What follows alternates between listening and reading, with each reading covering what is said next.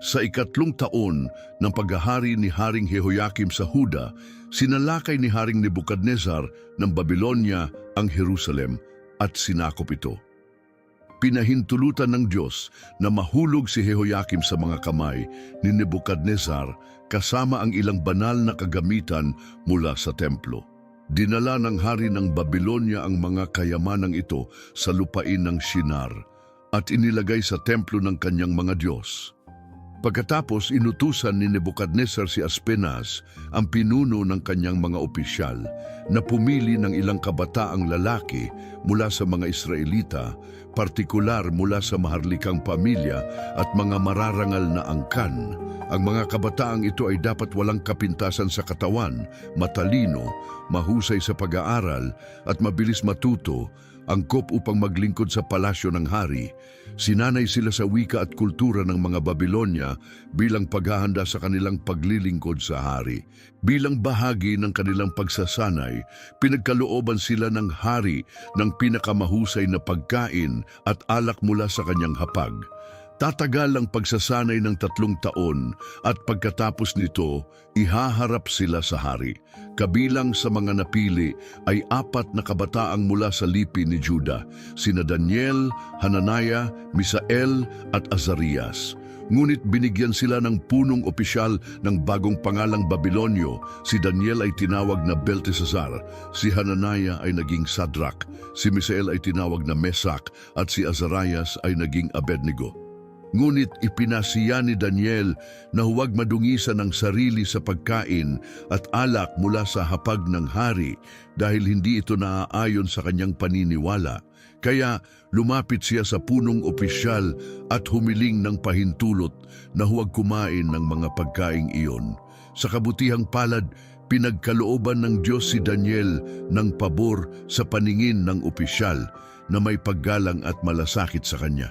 Gayunman, nag-aalinlangan ng opisyal at nagsabi, "Natatakot ako sa hari na nagtakda ng inyong pagkain. Kung magmukha kayong mahina kaysa sa ibang kabataan, maaari akong maparusahan at mawala ang aking buhay."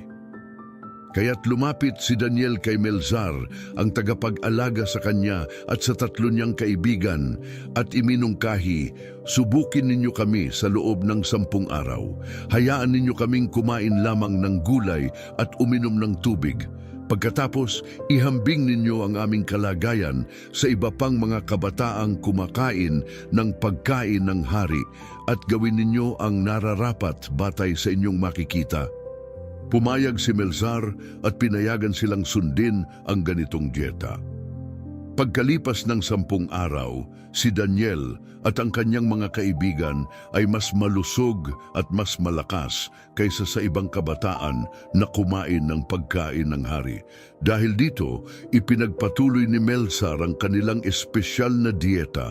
Inalis ang pagkain at alak mula sa hapag ng hari at binigyan lamang sila ng gulay at tubig.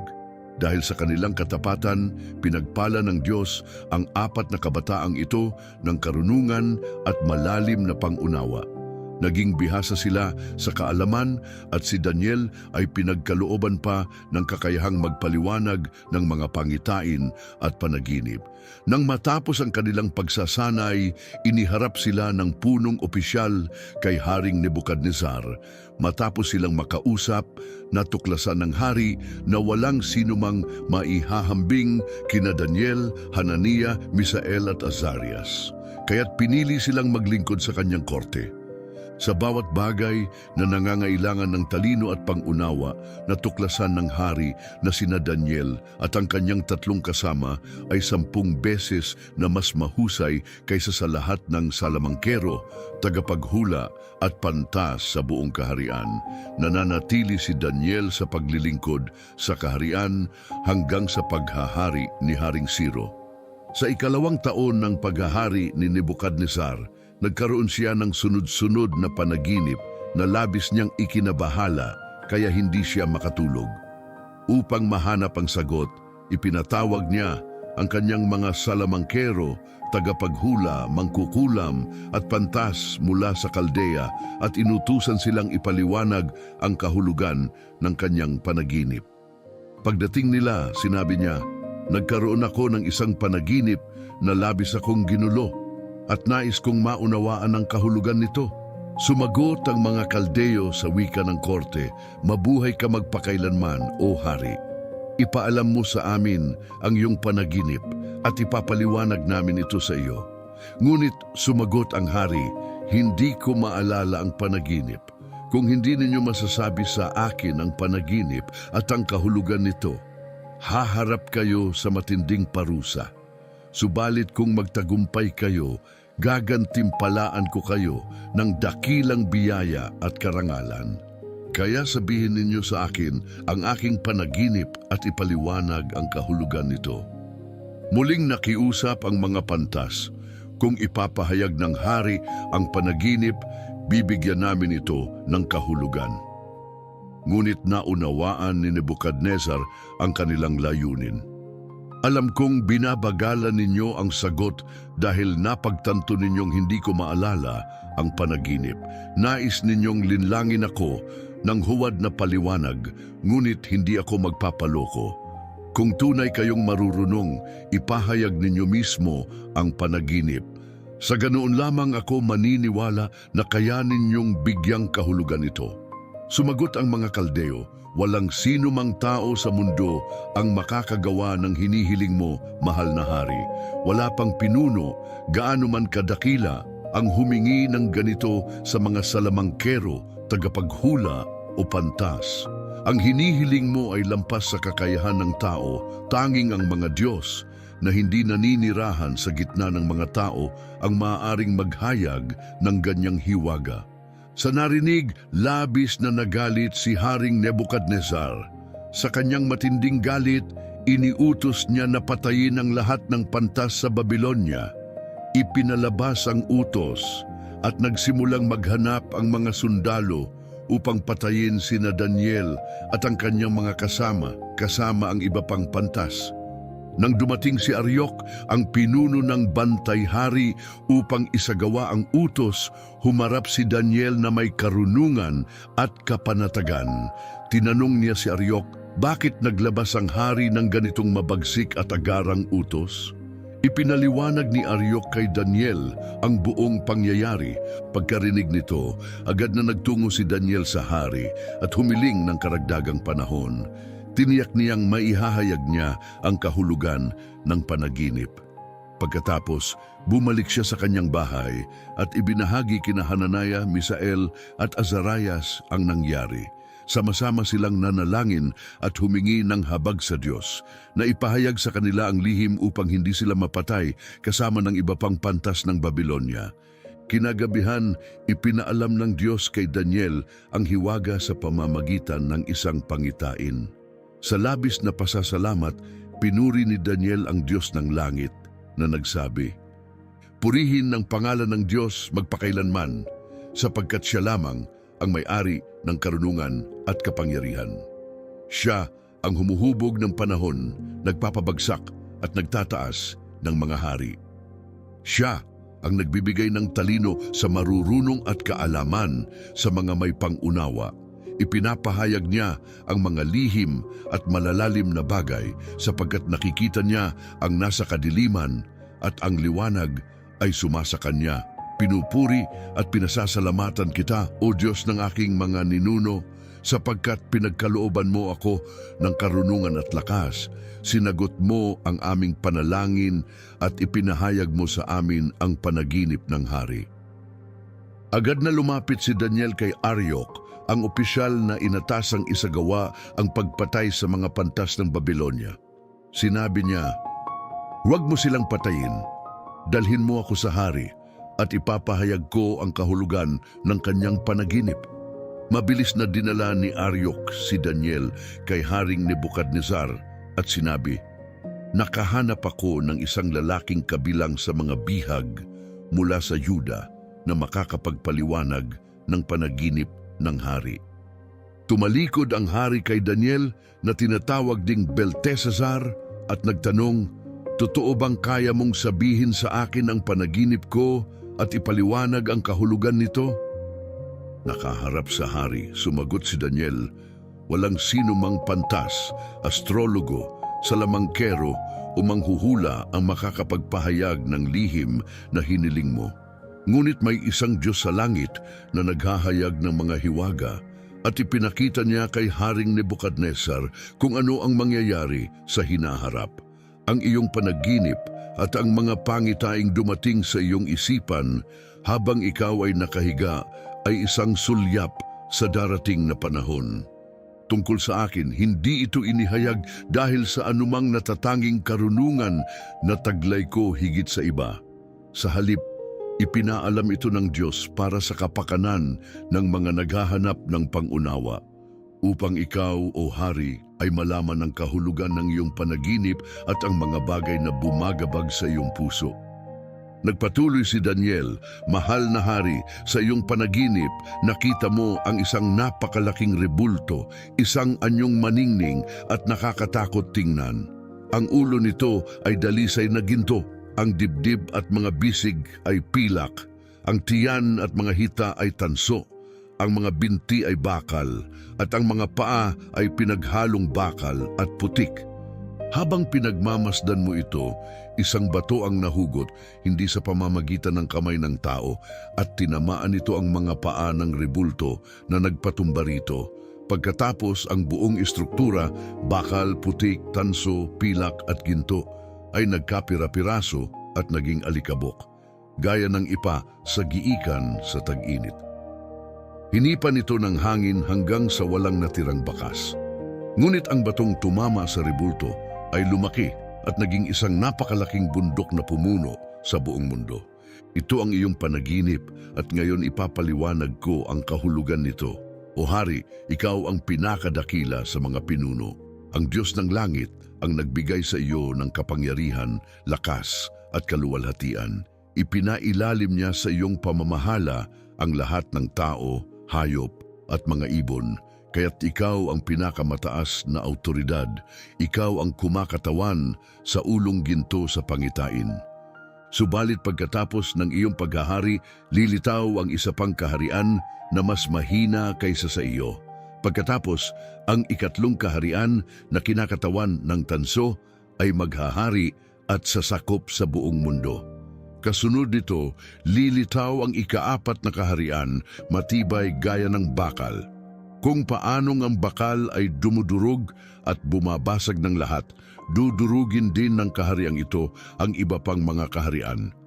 Ang mga paa at daliri ng rebultong yari sa pinaghalong bakal at putik ay sumasagisag sa isang kahariang mahahati. Magtataglay ito ng lakas ng bakal, ngunit may kahinaan rin ng putik. Ang ilang bahagi ng kahariang ito ay magiging malakas, samantalang ang iba ay mahina. Ang halo ng bakal at putik ay nagpapahiwatig din ng pagtatangkang pagisahin ang mga tao sa loob ng kahariang ito, ngunit hindi sila tunay na magtataglay ng pagkakaisa, gaya ng bakal at putik na hindi magkahalo. Nagpatuloy si Daniel, sa panahon ng paghahari ng mga haring ito, itatatag ng Diyos ng langit ang isang kahariang hindi kailanman mawawasak. Hindi ito ipapasa sa ibang mga tao tulad ng mga kahariang nauna rito. Sa halip, dudurugin nito ang lahat ng iba pang kaharian at mananatili magpakailanman. Ang batong nakita mong nahugot mula sa bundok na bumagsak at dinurog ang rebulto ay isang tanda nito. Ipinahayag sa iyo ng dakilang Diyos kung ano ang mangyayari sa hinaharap. Ang panaginip na ito ay totoo at ang paliwanag nito ay tiyak. Pagkarinig nito, nagpatira pa si Haring Nebukadnesar sa harapan ni Daniel bilang tanda ng paggalang. Iniutos niyang maghain ng mga alay at magsunog ng insenso para sa kanya. Sinabi ng hari, "Tunay ngang ang iyong Diyos ay higit sa lahat ng Diyos, ang Panginoon ng mga hari, at ang naghahayag ng mga hiwaga. Siya lamang ang maaaring maghayag ng lihim na ito sa iyo." Pagkatapos, itinaas ng hari si Daniel sa isang mataas na posisyon, binigyan siya ng maraming regalo at hinirang siyang tagapamahala ng buong lalawigan ng Babylonia. Ginawa rin siyang punong tagapayo ng lahat ng marurunong sa kaharian. Sa kahilingan ni Daniel, itinalaga rin ng hari sina Sadrach, Mesach at Abednego bilang tagapangasiwa ng mga gawain sa Babylonia habang si Daniel ay nanatili sa korte ng hari. Makalipas ang ilang panahon, iniutos ni Haring Nebukadnezar na ipatayo ang isang napakalaking gintong rebulto. Halos 70 talampakan ang taas at 9 na talampakan ang lapad. Ipinatayo niya ito sa kapatagan ng Dura sa lalawigan ng Babylonia. Pagkatapos, naglabas siya ng isang utos. Ipinatawag ang lahat ng matataas na opisyal, mga prinsipe, gobernador, pinuno ng hukbo, hukom, ingat-yaman, tagapayo, tagapagpatupad ng batas, at lahat ng pinuno ng mga lalawigan upang dumalo sa seremonya ng pagpapasinaya ng rebulto. Alinsunod sa utos ng hari, nagtipon ang lahat ng opisyal sa lugar kung saan itinayo ang gintong rebulto. Tumayo sila sa harapan nito, naghihintay sa susunod na kautusan ng hari. Pagkatapos, isang tagapagbalita ng hari ang malakas na nagpahayag. Mga tao mula sa lahat ng bansa at wika, pakinggan ninyo ang utos na ito. Kapag narinig ninyo ang tunog ng trumpeta, plauta, alpa, lira, salterio, at iba't ibang uri ng musika, dapat kayong lumuhod at sumamba sa gintong rebultong itinayo ni Haring Nebukadnezar. Sino mang hindi yumuko at sumamba ay agad na ihahagis sa nagliliyab na pugon. Kaya't nang tumugtog ang musika, ang mga tao mula sa iba't ibang bansa at wika ay lumuhod at sumamba sa gintong rebulto, sumusunod sa kautusan ng hari. Ngunit may ilang lalaking kaldeo na lumapit sa hari na may dalang reklamo. Sinabi nila, "O Haring Nebukadnezar, mabuhay ka magpakailanman. Naglabas ka ng utos na sinumang makarinig ng tunog ng trumpeta, plauta, alpa, lira, salterio at iba't ibang musika ay dapat lumuhod at sumamba sa gintong rebulto. Idineklara mo rin na sinumang hindi sumunod ay ihahagis sa nag-aapoy na pugon." Subalit may ilang Hudyo, sina Sadrach, Mesach at Abednego, na iyong hinirang bilang tagapangasiwa sa lalawigan ng Babylonia. Ang mga lalaking ito ay hindi nagpapakita ng paggalang sa iyo, o hari. Hindi nila sinasamba ang iyong mga Diyos ni ang gintong rebultong itinayo mo. Nang marinig ito, nag-alab sa galit si Nebukadnezar. Sa tindi ng kanyang puot, iniutos niyang dalhin sina Sadrach, Mesach at Abednego sa kanyang harapan. Nang humarap sila, sinabi ng hari, "Totoo bang hindi ninyo sinasamba ang aking mga Diyos at hindi kayo lumuluhod sa gintong rebultong itinayo ko?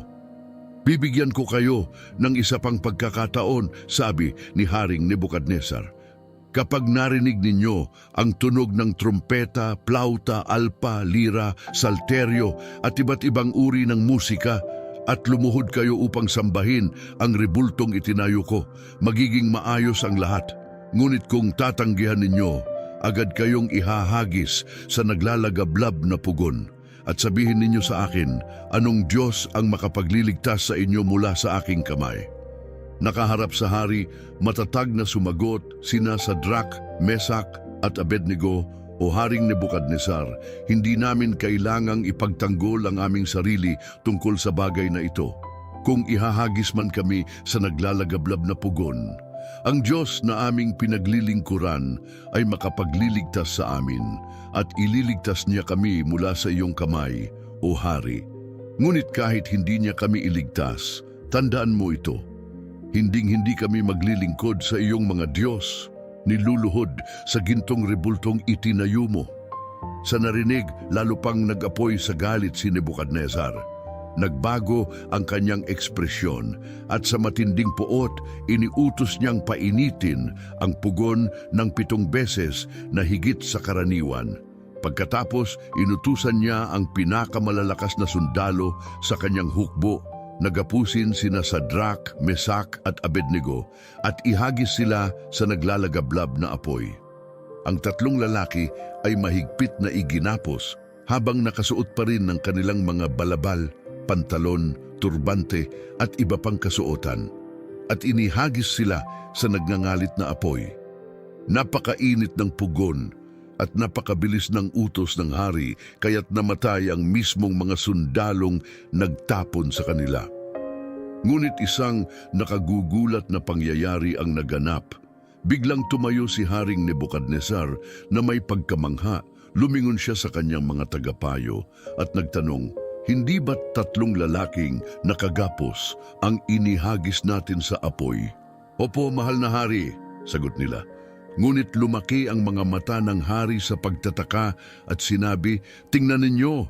Nakikita kong may 4 na lalaking malayang naglalakad sa apoy. Hindi sila nasasaktan at ang ika-4 ay mukhang isang banal na nilalang." Nakatayo sa bungad ng pugon, sumigaw si Haring Nebukadnesar, "Sadrak, Mesak at Abednego, mga lingkod ng kataas-taasang Diyos, lumabas kayo at lumapit sa akin."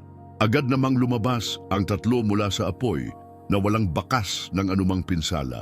Namangha ang mga opisyal na naroon, mga prinsipe, gobernador, pinuno ng hukbo at tagapayo ng hari. Pinagmasdan nila sila ng may pagkagulat sapagkat ni isang hibla ng buhok ay hindi nasunog, hindi naapektuhan ng kanilang mga kasuotan at ni wala man lang amoy ng usok sa kanila. Pagkatapos, ipinahayag ni Nebukadnesar, "Purihin ang Diyos ni Sadrak, Mesak at Abednego." Isinugo niya ang kanyang anghel upang iligtas ang kanyang tapat na mga lingkod na mas piniling isugal ang kanilang buhay kaysa sumamba sa ibang Diyos bukod sa kanya. Dahil dito, nagpapalabas ako ng bagong utos. Sino mang mula sa anumang bansa o wika na magsalita laban sa Diyos ni Sadrak, Mesak at Abednego ay paparusahan ng mabigat at ang kanilang mga bahay ay wawasakin sapagkat walang ibang Diyos na makapagliligtas tulad nito. Matapos ang himalang ito, lalo pang itinaas ni Haring Nebukadnesar sa mas matataas na posisyon sina Sadrak, Mesak at Abednego sa lalawigan ng Babylonia. Makalipas ang ilang panahon, nagpadala si Haring Nebukadnesar ng isang mensahe sa lahat ng tao mula sa iba't ibang bansa at wika sa buong mundo.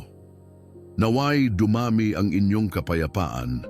Kailangan kong ipahayag ang mga dakilang tanda at kamangha-manghang gawa na isinagawa ng kataas-taasang Diyos sa harapan ko.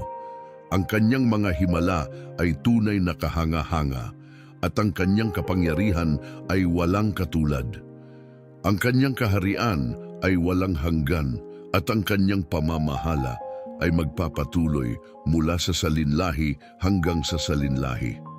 Ako, si Haring Nebukadnesar, ay namumuhay noon ng payapa at sagana sa aking palasyo nang magkaroon ako ng isang panaginip na labis kong ikinatakot.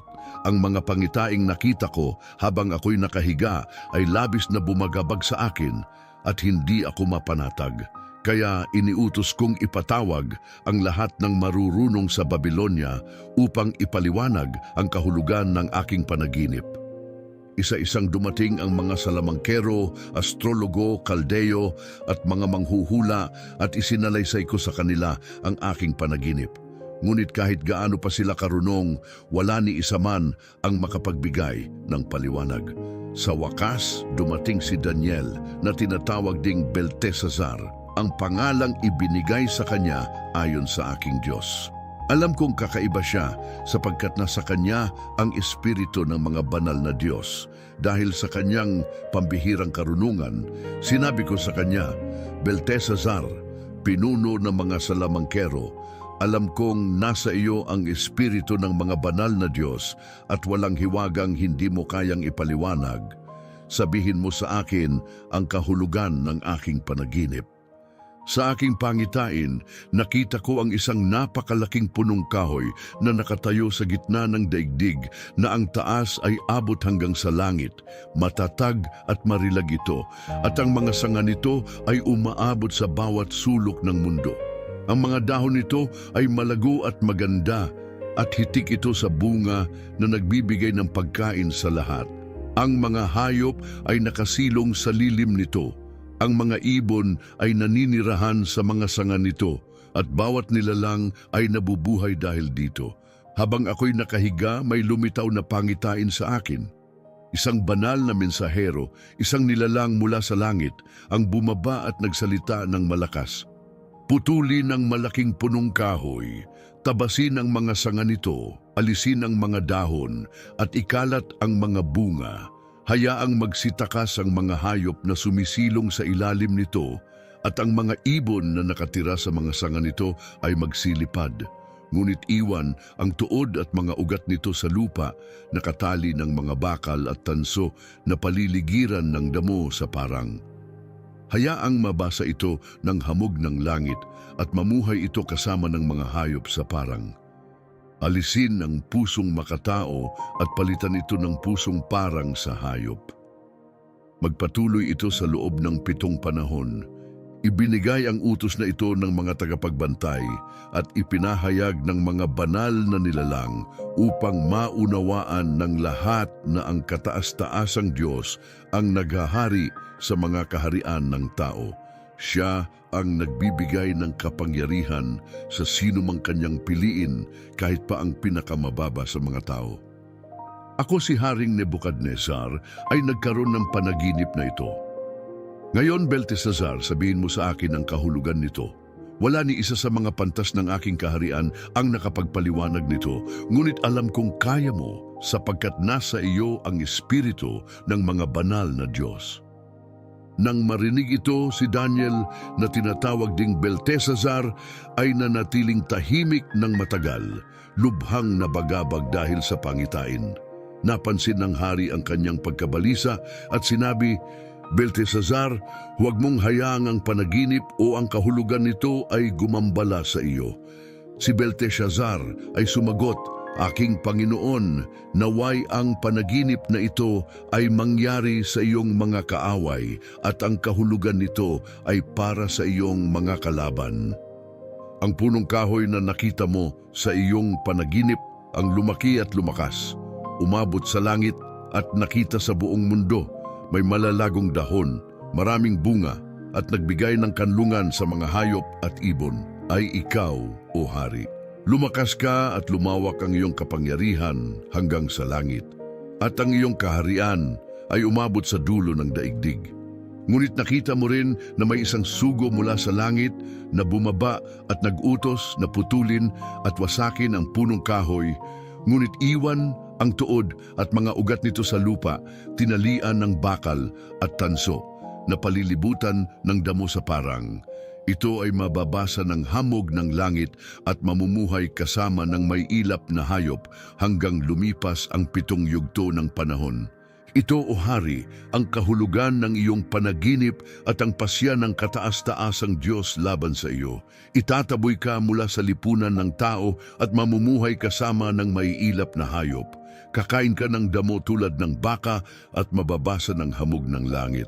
Magpapatuloy ito sa loob ng 7 panahon hanggang sa matutunan mong ang kataas-taasan ang may kapangyarihan sa lahat ng kaharian sa mundo at siya ang nagbibigay ng kapangyarihan sa sinumang kanyang naisin.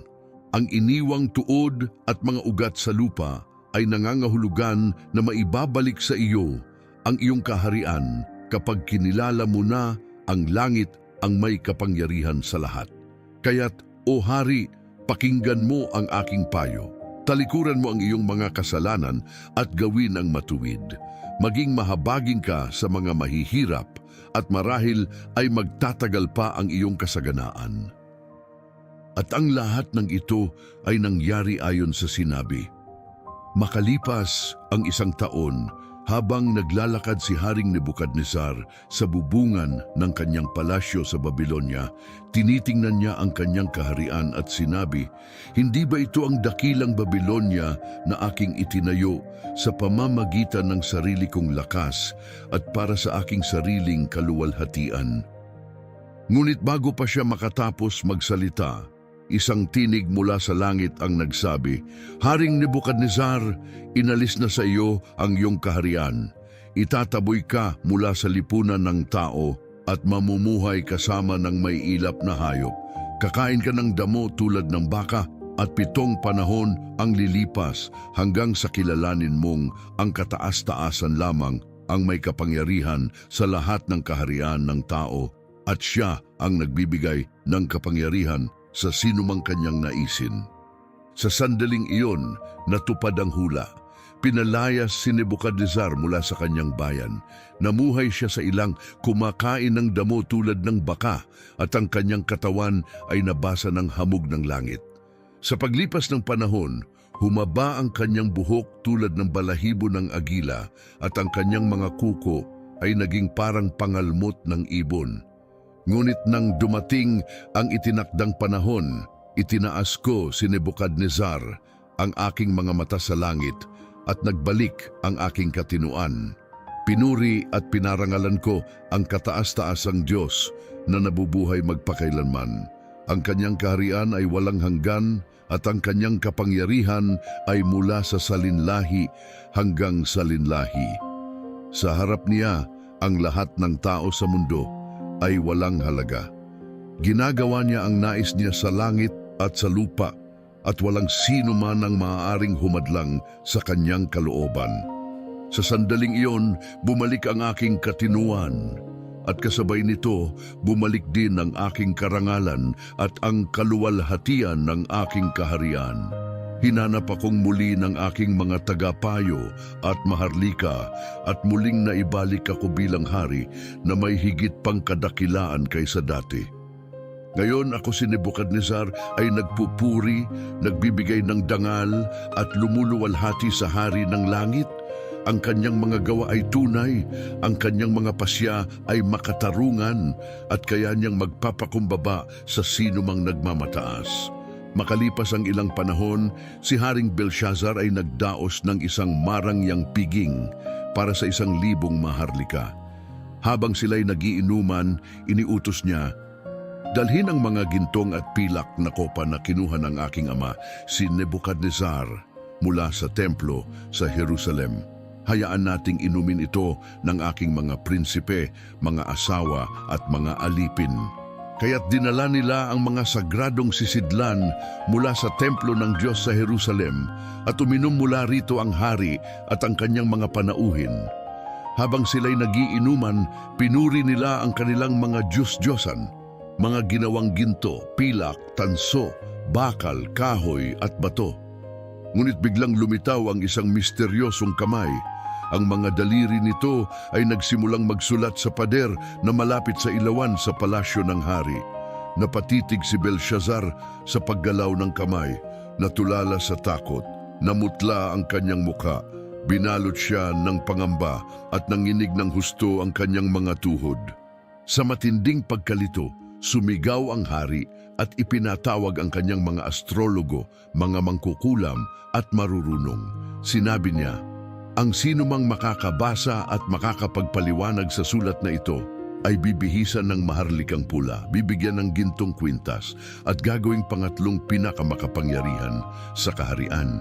Isa-isang sinubukan ng marurunong ng hari na basahin at ipaliwanag ang sulat, ngunit wala ni isa sa kanila ang nakapagbigay ng sagot.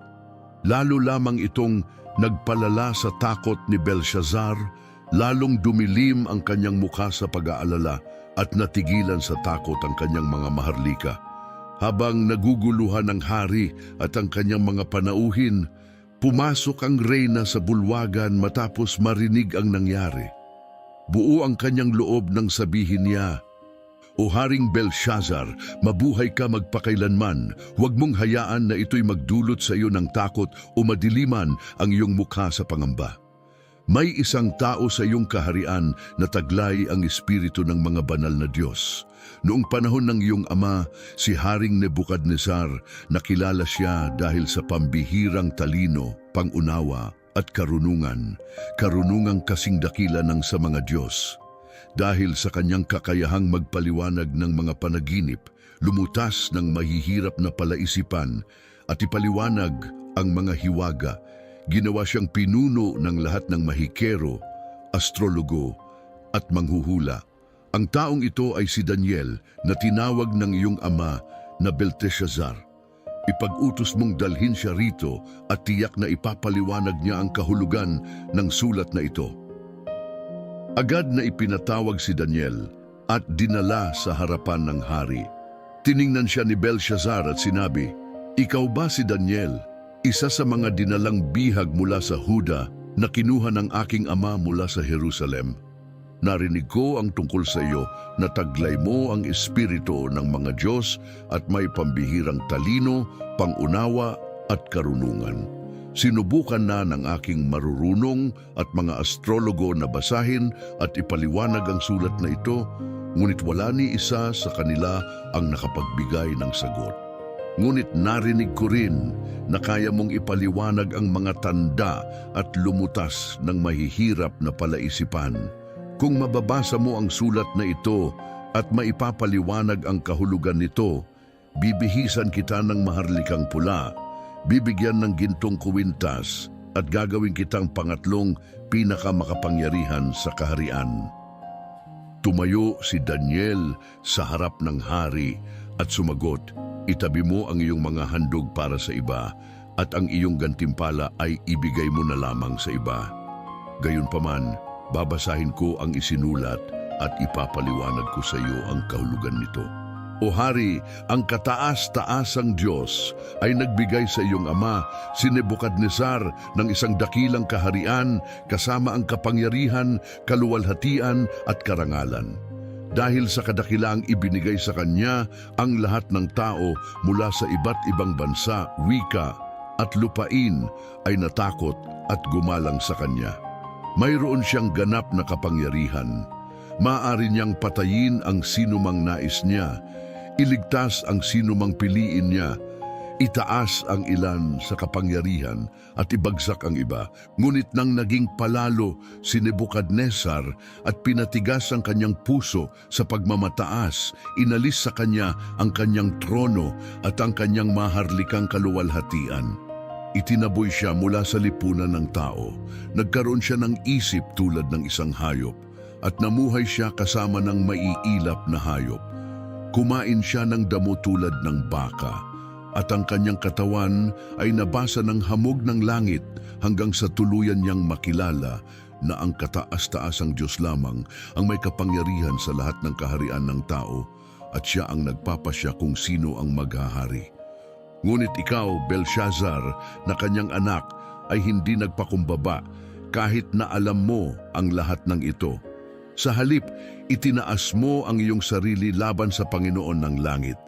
Kinuha mo ang mga sagradong sisidlan mula sa kanyang templo. At ikaw, pati na rin ang iyong mga maharlika, mga asawa at mga alipin ay uminom mula rito. Pinuri mo ang mga Diyos-Diyosang walang buhay, mga ginawang ginto, pilak, tanso, bakal, kahoy at bato, mga Diyos na hindi nakakakita, hindi nakakarinig at hindi nakakaunawa. Ngunit hindi mo pinarangalan ang tunay na Diyos, ang siyang may hawak ng iyong buhay at kumokontrol ng iyong kapalaran. Sa sandaling yon, lumitaw ang misteryosong kamay at nagsulat sa pader. Ang mga salitang nakasulat ay Mene Mene Tekel Upharsin. Ito ang kahulugan nito. Mene, binilang ng Diyos ang mga araw ng iyong kaharian at tinapos na ito. Tekel, tinimbang ka sa timbangan at napatunayang kulang. Peres, ang iyong kaharian ay mahahati at ibibigay sa mga Medo at Persiano. Pagkarinig nito, iniutos ni Haring Belshazzar na bihisan si Daniel ng isang maharlikang balabal na kulay ube. Lagyan siya ng gintong kuwintas sa leeg at ipahayag na siya ang pangatlong pinakamakapangyarihan sa kaharian. Ngunit ng gabing iyon mismo, pinatay si Belshazzar, ang hari ng Babylonia, at si Dario na taga-Media ang humalili sa kanya sa edad na 62. Hindi nagtagal, muling inayos ni Dario ang kaharian, nagtalaga ng 120 gobernador upang mamahala sa iba't ibang rehiyon. Higit sa kanila, naglagay siya ng 3 mataas na opisyal at ang pinakakilala sa kanila ay si Daniel. Ang kanyang talino at katapatan ay walang katulad, kaya't pinag-isipan ng hari na bigyan siya ng mas mataas pang kapangyarihan upang pamahalaan ang buong imperyo. Ngunit ang ibang opisyal at pinuno ay nainggit kay Daniel. Sinubukan nilang maghanap ng kahit anong kasalanan o pagkakamali laban sa kanya, ngunit siya'y matapat, masipag at walang kapintasan. Sa huli, napagtanto nilang ang tanging paraan upang maipit siya ay sa pamamagitan ng kanyang pananampalataya. Sinabi nila sa isa't isa, "Wala tayong maipaparatang sa kanya maliban kung may kaugnayan ito sa kanyang pagsamba sa kanyang Diyos." Kaya't nagsama-sama ang mga matataas na opisyal at pinuno at humarap kay Haring Dario. Sila'y nagbigay pugay at nagsabi, "Mabuhay ang hari magpakailanman. Ang lahat ng pinuno ng kaharian, mga gobernador, prinsipe, tagapayo at mga komander ay sumang-ayon sa isang bagong batas. Ipinapanukala namin na sa loob ng 30 araw, walang sino mang dapat manalangin o humingi ng anuman sa sino mang Diyos o tao maliban sa iyo, o hari. Ang sino mang susuway ay itatapon sa yungib ng mga leon." Pinilit nila ang hari na lagdaan ang utos upang ito'y maging batas na hindi maaring bawiin, alinsunod sa mga alituntunin ng mga Medo at Persyano. Hindi na malayan ni Haring Dario ang kanilang tunay na layunin, kaya't kanyang inaprubahan at nilagdaan ng kautusan. Nang marinig ni Daniel ang tungkol sa bagong kautusan, nanatili siyang tapat sa kanyang pananampalataya. Tulad ng nakagawian, pumunta siya sa kanyang bahay, binuksan ang mga bintanang nakaharap sa Jerusalem at lumuhod ng 3 beses sa isang araw upang manalangin at magpasalamat sa Diyos. Alam ng kanyang mga kaaway na hindi niya iiwan ang kanyang paniniwala, kaya't nagtipon sila at nahuli siyang nananalangin. Agad silang pumunta sa hari at tinanong siya, "Hindi ba't ikaw ang lumagda sa batas na nagsasabing sino mang manalangin sa kahit anong Diyos o tao bukod sa iyo sa loob ng 30 araw ay itatapon sa yungib ng mga leon?" Sumagot ang hari, "Oo, ang utos ay ipinatutupad at ayon sa batas ng mga Medo at Persyano, ito'y hindi maaaring baguhin." Pagkatapos ay inakusahan nila si Daniel. Si Daniel, isa sa mga bihag mula sa Huda, ay hindi nagpapahalaga sa iyo, o hari, ni sa iyong kautusan. Patuloy siyang nananalangin ng 3 beses sa isang araw, tahasang sumusuway sa iyong utos. Nang marinig ito ng hari, labis siyang nabagabag at pinagsisihan ang kanyang pasya. Sinubukan niyang hanapan ng paraan upang mailigtas si Daniel at ginugol ang buong araw upang mapawalang bisa ang kautusan. Ngunit dumating ang mga opisyal at nagpapaalala sa kanya, "Mahal na hari, tandaan mo na ayon sa batas ng mga Medo at Persyano, walang kautusang inilabas ng hari ang maaaring baguhin. Wala nang ibang pagpipilian ng hari kundi ipatupad ang utos. Kaya't iniutos niyang kunin si Daniel at ihulog siya sa yungib ng mga leon. Bago siya ipasok, sinabi ng hari, "Naway iligtas ka ng Diyos na iyong tapat na pinaglilingkuran." Isang malaking bato ang inilagay sa pasukan ng yungib at tinatakan ito ng selyo ng hari at ng kanyang mga maharlika upang walang sino mang makapagpabago sa kapalaran ni Daniel. Nang gabing iyon, bumalik ang hari sa kanyang palasyo, ngunit hindi siya mapakali. Tumanggi siyang kumain, hindi nagpaaliw sa musika at hindi rin makatulog dahil sa pag-aalala kay Daniel. Sa pagsikat ng araw, dali-dali siyang pumunta sa yungib ng mga leon. Pagdating niya roon, tumawag siya ng may lungkot sa tinig, "Daniel, lingkod ng buhay na Diyos, nailigtas ka ba ng iyong Diyos na matapat mong pinaglilingkuran mula sa mga leon?" Sa kanyang malaking ginhawa, sumagot si Daniel, "O hari, mabuhay ka magpakailanman. Ang aking Diyos ay nagpadala ng kanyang anghel upang isara ang mga bibig ng mga leon, kaya't hindi nila ako sinaktan. Ako'y natagpo ang walang kasalanan sa harapan niya at wala rin akong ginawang masama laban sa iyo, o hari." Labis na natuwa ang hari nang marinig ang tinig ni Daniel at agad niyang iniutos na siya'y ilabas mula sa yungib. Nang siya'y iahon, Wala siyang kahit anong pinsala sapagkat lubos siyang nagtiwala sa kanyang Diyos. Pagkatapos, naglabas ng panibagong utos ang hari. Ang mga nag-akusa kay Daniel ay itinapon sa yungib ng mga leon kasama ang kanilang mga pamilya. Agad silang sinunggaban ng mga leon at niluray bago pa man sila bumagsak sa lupa. Matapos masaksihan ang himala, naglabas si Haring Dario ng isang kautusan sa lahat ng bansa at wika sa kanyang malawak na kaharian na nagsasabing, "Maghari nawa ang kapayapaan. Ipinag-uutos ko na sa buong kaharian, lahat ay dapat gumalang at matakot sa Diyos ni Daniel. Siya lamang ang tunay at buhay na Diyos, hindi nagbabago at walang hanggan. Ang kanyang kaharian ay hindi mabubuwag at ang kanyang paghahari ay magpakailanman. Siya ang tagapagligtas at tagapagligtas, gumagawa ng mga tanda at himala sa langit at sa lupa. Siya ang nagligtas kay Daniel mula sa kapangyarihan ng mga leon."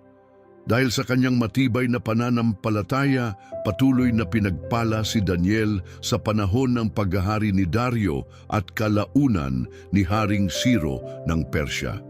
Noong unang taon ng paghahari ni Belshazzar sa Babylonia, nagkaroon si Daniel ng isang makahulang panaginip na puno ng makapangyarihang pangitain. Isinulat niya ang lahat ng kanyang nakita at ipinaliwanag ang kahulugan nito. Sinabi niya, "Sa aking pangitain sa gabi, nakita ko ang 4 na hangin ng langit na nagpapakilos sa malawak na dagat. Pagkatapos, may lumitaw na 4 na makapangyarihang halimaw mula sa tubig, bawat isa ay naiiba sa iba. Ang unang nilalang ay tulad ng isang leon, ngunit may mga pakpak ng agila. Pinanood ko habang tinanggal ang mga pakpak nito, at ito'y itinaas mula sa lupa upang tumayo sa 2 paa tulad ng tao. Binigyan ito ng puso ng isang tao. Habang ako'y nagmamasid, lumitaw ang pangalawang halimaw na parang oso. Itinaas ito sa isang panig at sa bibig nito sa pagitan ng mga ngipin ay may 3 tadyang. Isang tinig ang nagsabi rito, "Tumindig ka at lumamon ng maraming laman." Pagkatapos noon, nakita ko ang isa pang nilalang na parang isang leopardo. Mayroon itong 4 na pakpak sa likod, tulad ng sa isang ibon, at may 4 itong ulo. Ibinigay rito ang kapangyarihan at kapamahalaan. Pagkatapos, sa aking pangitain ng gabing iyon, nakita ko ang 4 na halimaw, mas nakakatakot at mas makapangyarihan kaysa sa iba. Mayroon itong napakalalaking ngipin na bakal na ginamit nito upang durugin at wasakin ang lahat ng madaanan at nyurakan ng anumang naiwan. Hindi tulad ng mga naunang halimaw, ito'y kakaiba at may 10 sungay. Habang pinag-aaralan ko ang mga sungay nito, may lumitaw na isa pang maliit na sungay sa gitna ng mga ito. 3 sa orihinal na sungay ang nabunot upang bigyang daan ito. Ang sungay na ito ay may mga mata tulad ng sa tao at isang bibig na nagsalita ng may kayabangan. Patuloy akong nagmasid hanggang sa may inilagay na mga trono at ang matanda sa mga araw ay naupo. Ang kanyang kasuotan ay kasindalisay ng niebe at ang kanyang buhok ay kasimputi ng lana. Ang kanyang trono ay nagliliyab sa apoy at ang mga gulong nito ay nag-aalab ng matindi. Isang ilog ng apoy ang umaagos mula sa kanyang harapan. Libo-libo ang naglingkod sa kanya at 10,000,000 ang nakatayo sa kanyang harapan. Ang hukuman ay itinakda at binuksan ng mga aklat para sa paghuhukom. Patuloy akong nagmasid na hikayat ng mapagmataas na mga salita ng maliit na sungay. Habang pinapanood ko, pinatay ang ika-4 na halimaw. Ang katawan nito'y tuluyang winasak at itinapon sa apoy. Samantala, ang kapangyarihan ng ibang mga halimaw ay inalis, ngunit pinahintulutan silang mabuhay ng kaunting panahon. Sa aking pangitain ng gabing iyon, nakita ko ang isang kagaya ng anak ng tao, dumarating kasama ang mga ulap ng langit. Lumapit siya sa matanda sa mga araw at dinala sa kanyang harapan. Ipinagkaloob sa kanya ang kapangyarihan dangal at isang kaharian upang ang lahat ng tao mula sa bawat bansa at wika ay maglingkod sa kanya. Ang kanyang paghahari ay walang hanggan at kailanman ay hindi mawawasak. Labis akong nabagabag sa aking nakita at hindi mapalagay ang aking spirito. Lumapit ako sa isa sa mga nakatayo roon at tinanong siya tungkol sa kahulugan ng lahat ng ito. Ipinaliwanag niya sa akin, ang apat na makapangyarihang halimaw ay kumakatawan sa apat na hari na babangon sa mundo. Ngunit sa huli, ang mga banal ng kataas-taasan ay tatanggap ng kaharian at mamamahala magpakailanman, walang katapusan. Nais kong maunawaan ng higit pa ang tungkol sa ikaapat na halimaw, ang naiiba sa lahat. Napakalupit, may mga ngiping bakal at mga pangalmot na tanso. Dinudurog at nilalamon ang lahat ng madaanan at niyuyurakan ang anumang natira. Tinanong ko rin ang tungkol sa 10 sungay nito at ang isa pang sungay na lumitaw na dahilan ng pagbunot ng 3 iba pa. Ang sungay na ito ay may mga mata at isang bibig na nagsalita ng may kayabangan at ito'y mas malakas kaysa sa iba. Patuloy akong nagmasid habang ang maliit na sungay ay nakipagdigma laban sa mga banal ng Diyos at nagtagumpay laban sa kanila. Ito'y nagpatuloy hanggang sa dumating ang matanda sa mga araw at nagbigay ng hatol pabor sa mga banal ng kataas-taasan. Nang dumating ang itinakdang panahon, tinanggap nila ang kaharian at naghari rito. Pagkatapos ibinigay sa akin ang paliwanag, ang ikaapat na halimaw ay kumakatawan sa ikaapat na kaharian sa mundo. Ito ay kakaiba sa lahat ng naunang kaharian. Sasakupin nito ang buong daigdig, dudurugin ito at pagwawatak-watakin. Ang 10 sungay ay 10 hari na babangon mula sa kahariang ito. Pagkatapos nila, may isa pang hari na lilitaw, hindi tulad ng mga nauna, at pababagsakin niya ang 3 hari. Magsasalita siya laban sa kataas-taasan, uusigin ang kanyang mga banal at susubukang baguhin ang itinakdang panahon at mga kautusan. Ang mga banal ay mapapasailalim sa kanya sa loob ng 1 panahon, 2 pang panahon at kalahating panahon. Ngunit sa huli, isang hatol ang ipapataw laban sa kanya. Aalisin ang kanyang kapangyarihan at siya'y lubusang pupuksain magpakailanman. Pagkatapos, ang walang hanggang kaharian, ang kahariang may kapangyarihan sa buong mundo, ay ibibigay sa mga banal ng kataas-taasan. Ang kanyang kaharian ay mananatili magpakailanman at lahat ng pinuno ay maglilingkod at susunod sa kanya. Dito natapos ang pangitain, ngunit ako, si Daniel, ay labis na nabagabag sa lahat ng aking nakita.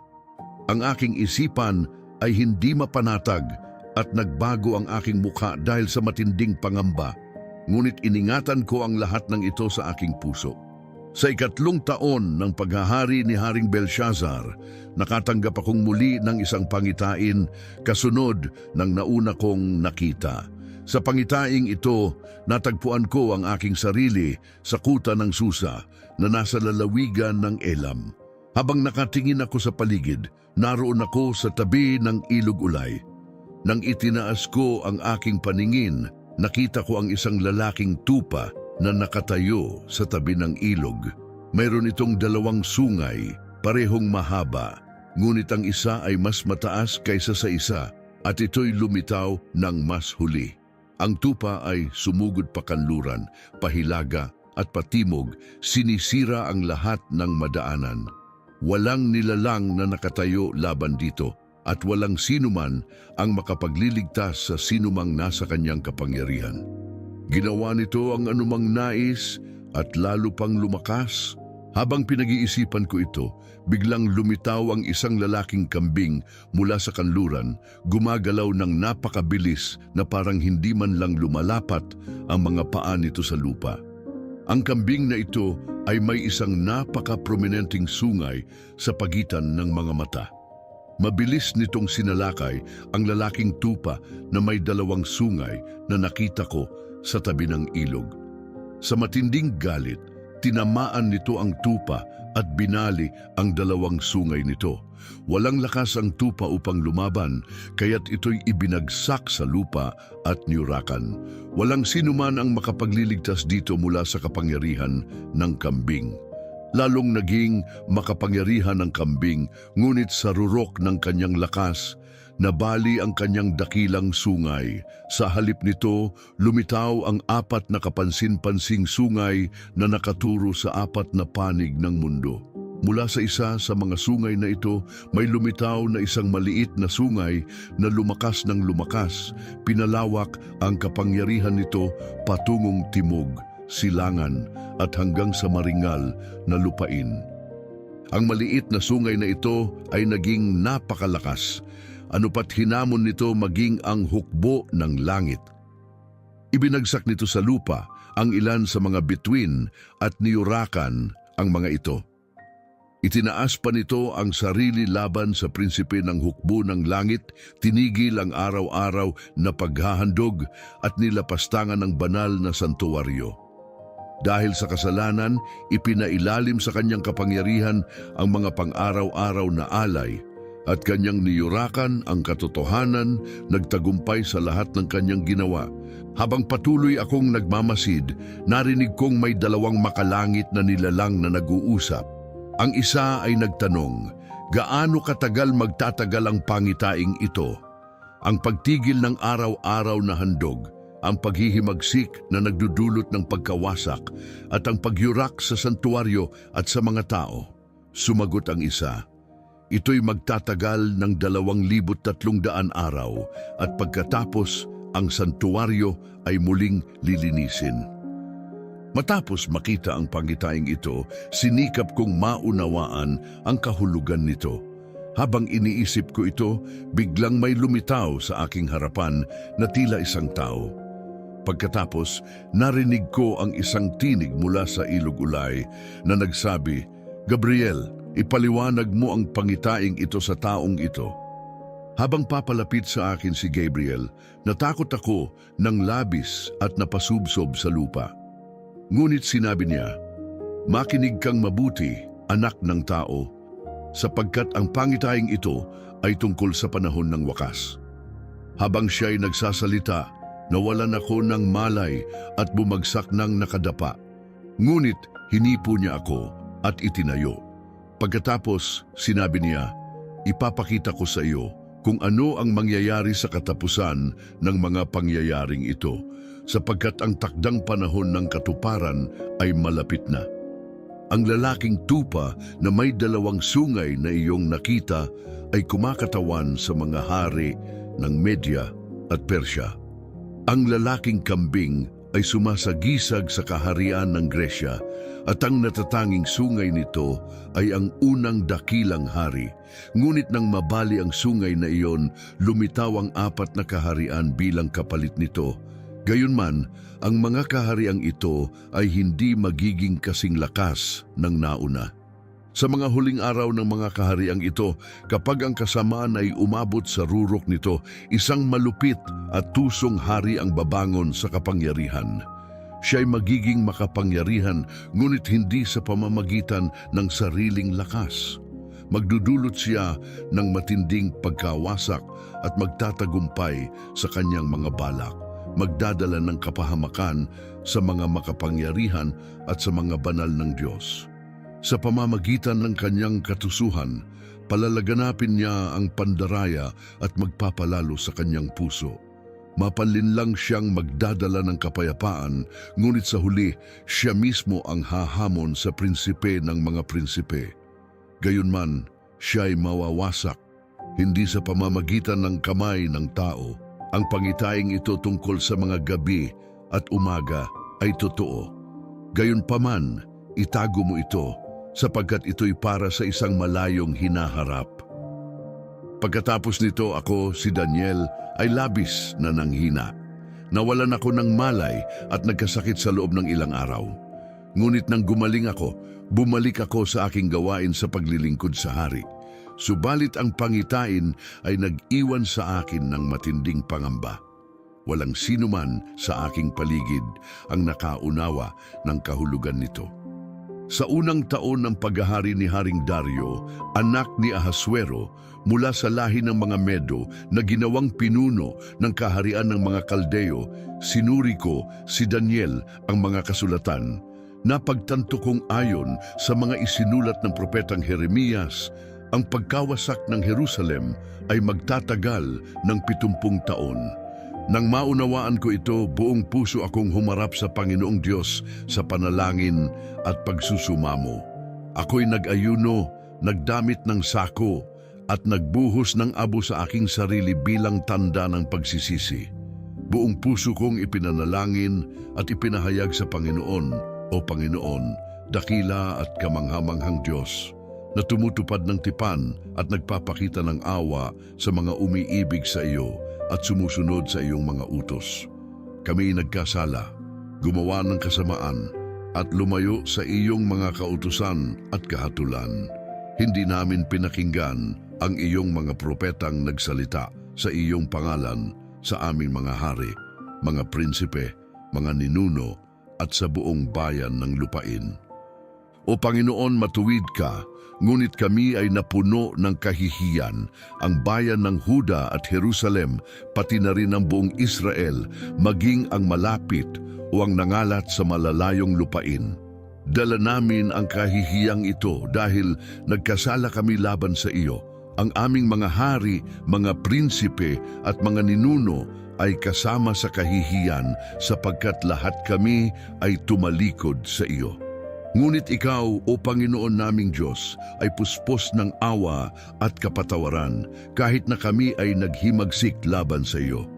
Hindi namin pinakinggan ang iyong tinig at tinanggihan naming sundin ang mga batas na ibinigay mo sa pamamagitan ng iyong mga lingkod, ang mga propeta. Tunay ngang nilabag ng buong Israel ang iyong kautusan, tumalikod kami at hindi namin ikaw pinakinggan. Dahil dito, dumating sa amin ang sumpang nakasulat sa kautusan ni Moises, ang iyong lingkod, sapagkat nagkasala kami laban sa iyo. Tinupad mo ang iyong mga babala laban sa amin at sa mga pinuno na namahala sa amin, at nagdala ka ng matinding kapahamakan sa amin. Kailanman sa ilalim ng buong langit ay walang nangyaring katulad ng sinapit ng Jerusalem. Gaya ng nakasulat sa kautusan ni Moises, dumating sa amin ang lahat ng kapahamakang ito, ngunit hindi pa rin kami taos-pusong nanalangin sa iyo. Hindi kami nagsisi sa aming mga kasalanan, ni hinangad na maunawaan ang iyong katotohanan. Dahil dito, pinahintulutan mo ang paghuhukom na dumating sa amin. Ngunit sa lahat ng iyong ginawa, nanatili kang matuwid at makatarungan, sapagkat tumanggi kaming sumunod sa iyong tinig. At ngayon, O Panginoon naming Diyos, ikaw na naglabas sa iyong bayan mula sa Ehipto sa pamamagitan ng iyong makapangyarihang kamay at nagbigay ng kadakilaan sa iyong pangalan sa buong kasaysayan, ipinapahayag namin, nagkasala kami, gumawa kami ng kasamaan. O Panginoon, sa iyong katuwiran, ipinakikiusap ko sa iyo, alisin mo ang iyong galit at puot mula sa Jerusalem, ang iyong banal na lungsod. Dahil sa aming mga kasalanan at sa mga kasamaan ng aming mga ninuno, ang Jerusalem at ang iyong bayan ay naging kahihiyan sa mga nakapaligid sa amin. Kaya ngayon, O Diyos, pakinggan mo ang dalangin ng iyong lingkod at ang aking taimtim na pagsusumamo. Ipagkaloob mong magliwanag ang iyong mukha sa iyong santuwaryo na nasira alang-alang sa iyong dakilang pangalan. O aking Diyos, makinig ka at pakinggan mo. Imulat mo ang iyong mga mata at tingnan mo ang pagkawasak ng lungsod na may dalang iyong pangalan. Hindi namin hinihiling ito dahil sa aming katuwiran, kundi dahil sa iyong walang hanggang habag. O Panginoon, pakinggan mo. O Panginoon, patawarin mo. O Panginoon, kumilos ka at huwag kang magpaliban. Alang-alang sa iyong sarili, aking Diyos, gawin mo ito para sa iyong lungsod at sa iyong bayan na may dalang iyong pangalan. Habang ako ay nananalangin, ipinahahayag ang aking mga kasalanan at ang mga kasalanan ng aking bayan Israel at namamanhik sa Panginoon kong Diyos para sa kanyang banal na bundok. isang kamanghamanghang bagay ang nangyari.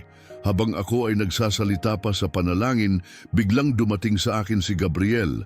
Ang nakita ko sa aking naunang pangitain, lumipad siya ng mabilis at naabot ako sa oras ng panggabing hain. Paglapit niya, sinabi niya, "Daniel, narito ako upang bigyan ka ng karunungan at pangunawa.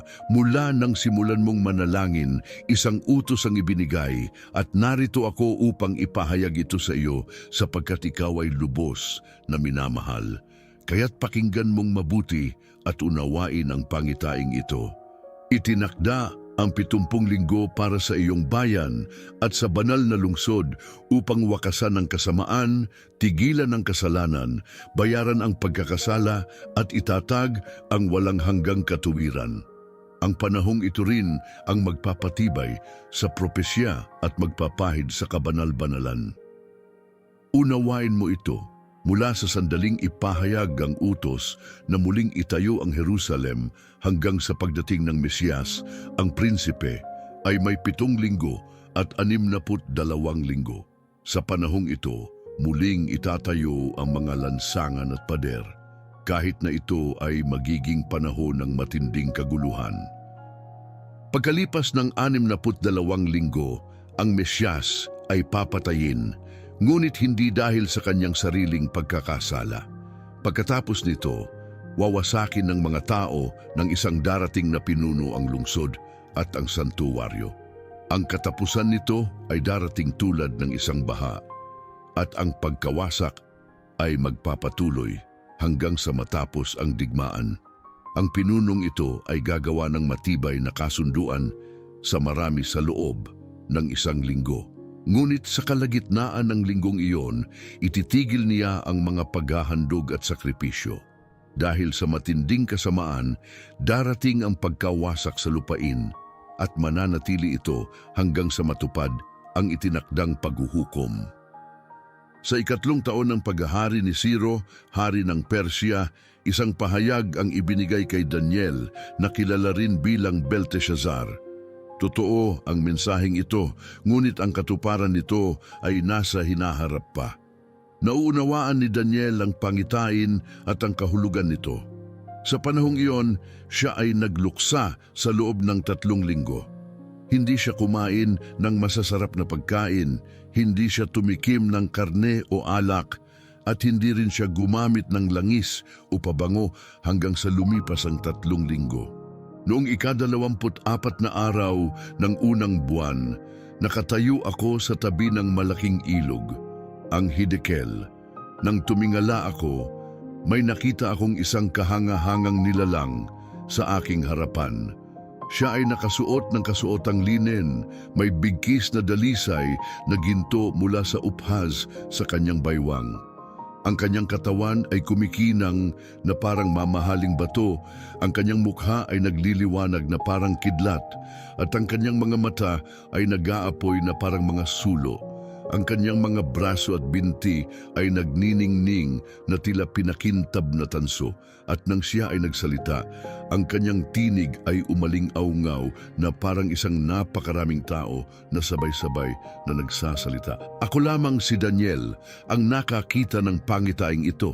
Ang mga lalaking kasama ko ay hindi ito nakita, ngunit sila ay biglang binalot ng matinding takot at nagsitakas upang magtago. Naiwan akong mag-isa at labis na nanghina sa aking nakita. Nawalan ako ng lakas at parang naubos ang buhay sa aking katawan. Wala na akong natitirang sigla. Pagkarinig ko sa kanyang tinig, bigla akong nawalan ng malay at bumagsak ang aking mukha sa lupa. Biglang may kamay na humipo sa akin at itinaas ako sa aking mga kamay at tuhod. Pagkatapos nagsalita ang nilalang at sinabi, "Daniel, ikaw ay lubos na minamahal. Pakinggan mong mabuti ang aking sasabihin at tumayo ka, sapagkat isinugo ako sa iyo." Habang nagsasalita siya, ako ay tumayo, ngunit nanginginig sa takot. Pagkatapos ay sinabi niya sa akin, "Huwag kang matakot, Daniel. Mula pa noong unang araw na inihanda mo ang iyong puso upang maunawaan at nagpakumbaba ka sa harap ng Diyos. Narinig ang iyong panalangin at ako ay naparito bilang tugon dito. Ngunit ang prinsipe ng Persya ay humadlang sa akin sa loob ng 21 araw. Ngunit si Miguel, isa sa mga pangunahing prinsipe, ay dumating upang tulungan ako, kaya't nagpatuloy ako sa pakikitungo sa mga hari ng Persya. Ngayon ay naparito ako upang ipahayag sa iyo kung ano ang mangyayari sa iyong bayan sa hinaharap, sapagkat ang pangitaing ito ay tungkol sa mga darating na panahon. Habang siya ay nagsasalita, ibinaba ko ang aking mukha sa lupa at hindi ko magawang magsalita. Pagkatapos, isang tao na anyong tao ang humipo sa aking mga labi. Noon lamang ako nakapagsalita at sinabi ko sa kanya, "Aking Panginoon, lubos akong nabagabag sa pangitaing ito at nawala na ang aking lakas. Paano ako na iyong lingkod makakapanatili sa iyong harapan? Sobrang hina ko at halos hindi na ako makahinga." Muli may isang mukhang tao ang humipo sa akin at bumalik ang aking lakas. Sinabi niya, "Daniel, ikaw ay lubos na minamahal. Huwag kang matakot. Kapayapaan ay sumaiyo. Magpakatatag ka, magpakatatag ka." Habang siya ay nagsasalita, lumakas ako at sinabi, "Aking Panginoon, mangyaring magsalita sapagkat pinalakas mo ako." Pagkatapos ay nagpatuloy siya, "Nauunawaan mo ba kung bakit ako naparito sa iyo? Kailangan kong bumalik upang makipaglaban sa prinsipe ng Persya at pagkatapos darating naman ang prinsipe ng Gresya.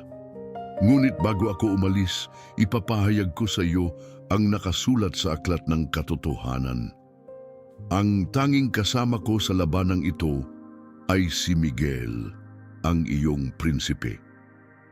Noong unang taon ng paghahari ni Dario na Medo, ako ay tumayo sa kanyang tabi upang palakasin at patatagin siya. Ngayon, ipapahayag ko sa iyo ang katotohanan. May 3 hari pang lilitaw sa Persya at ang ika-4 ay magiging pinakamayaman sa kanila. Dahil sa kanyang matinding kapangyarihan at kayamanan, paiigtingin niya ang kanyang laban sa kaharian ng Gresya. Pagkatapos isang makapangyarihang hari ang lilitaw. Siya ay maghahari ng may malaking kapangyarihan at gagawin ang lahat ng nais niya. Ngunit sa kasagsagan ng kanyang lakas, ang kanyang kaharian ay mawawasak at mahahati sa 4 na bahagi. Hindi ito mapupunta sa kanyang mga inapo, ni magkakaroon ng parehong kapangyarihan na taglay niya noon. Sa halip, ito ay ibibigay sa iba. Ang hari ng Timog ay magiging makapangyarihan, pati na rin ang isa sa kanyang mga pinuno na magiging mas malakas pa at magtatatag ng isang dakilang kaharian.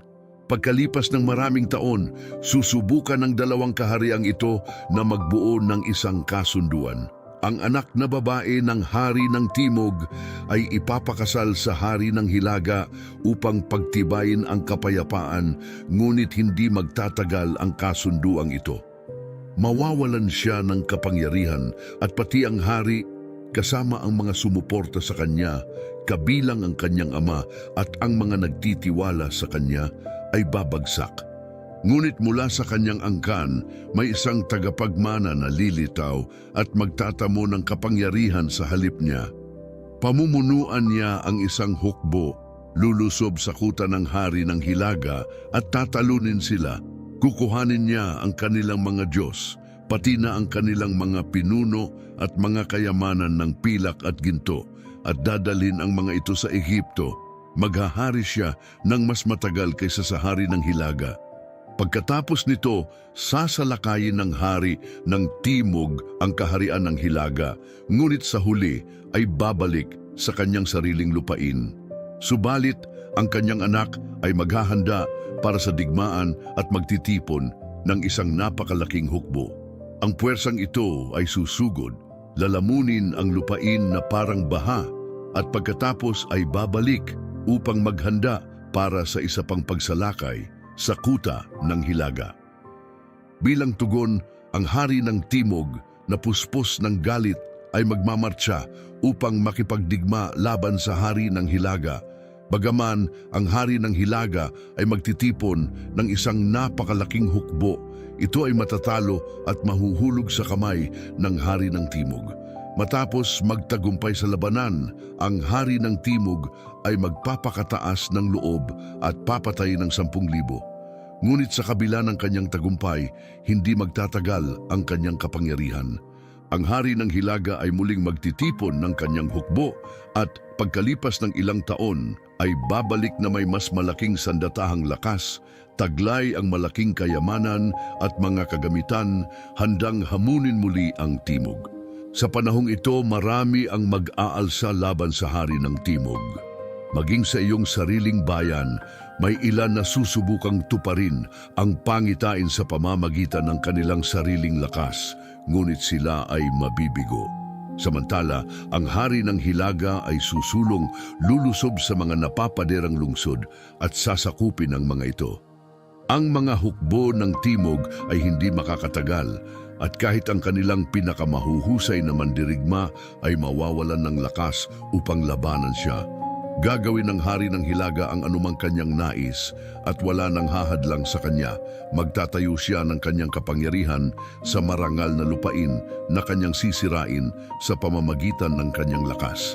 Pagkatapos, itutuon niya ang kanyang pansin sa pagpapatibay ng kanyang kaharian gamit ang kapangyarihan ng kanyang dating kaharian. Upang tiyakin ang kanyang kontrol, ipapakasal niya ang kanyang anak na babae sa isang pinuno. Umaasang magamit ito para sa kanyang kapakinabangan, ngunit hindi siya mananatiling tapat sa kanya ni susuportahan ang kanyang mga layunin. Pagkatapos nito, babaling siya sa pananakop ng mga isla at baybayin at maraming teritoryo ang mahuhulog sa kanyang kamay. Gayunpaman, may isang pinuno na babangon laban sa kanya at magtatapos sa kahihiyang kanyang idinulot. Ang oposisyong ito ay magbabalik ng kahihiyan sa kanya. Dahil dito, mapipilitan siyang umurong at babalik sa kuta ng kanyang sariling lupain. Ngunit doon, siya ay madadapa, babagsak at maglalaho ng tuluyan. Sa kanyang lugar, isang bagong pinuno ang babangon, isang taong magpapataw ng mabibigat na buwis sa buong lupain. Bagamat panandalian niyang matatamasa ang kapangyarihan at karangalan, ang kanyang paghahari ay biglang magtatapos, hindi sa pamamagitan ng digmaan o dahas, kundi sa ibang paraan. Pagkatapos isang tiwali at hindi marangal na tao ang aakyat sa trono kahit hindi siya itinalaga upang mamuno. Hindi siya mananalo sa trono sa pamamagitan ng digmaan, kundi sa pamamagitan ng panlilinlang at paglalangis.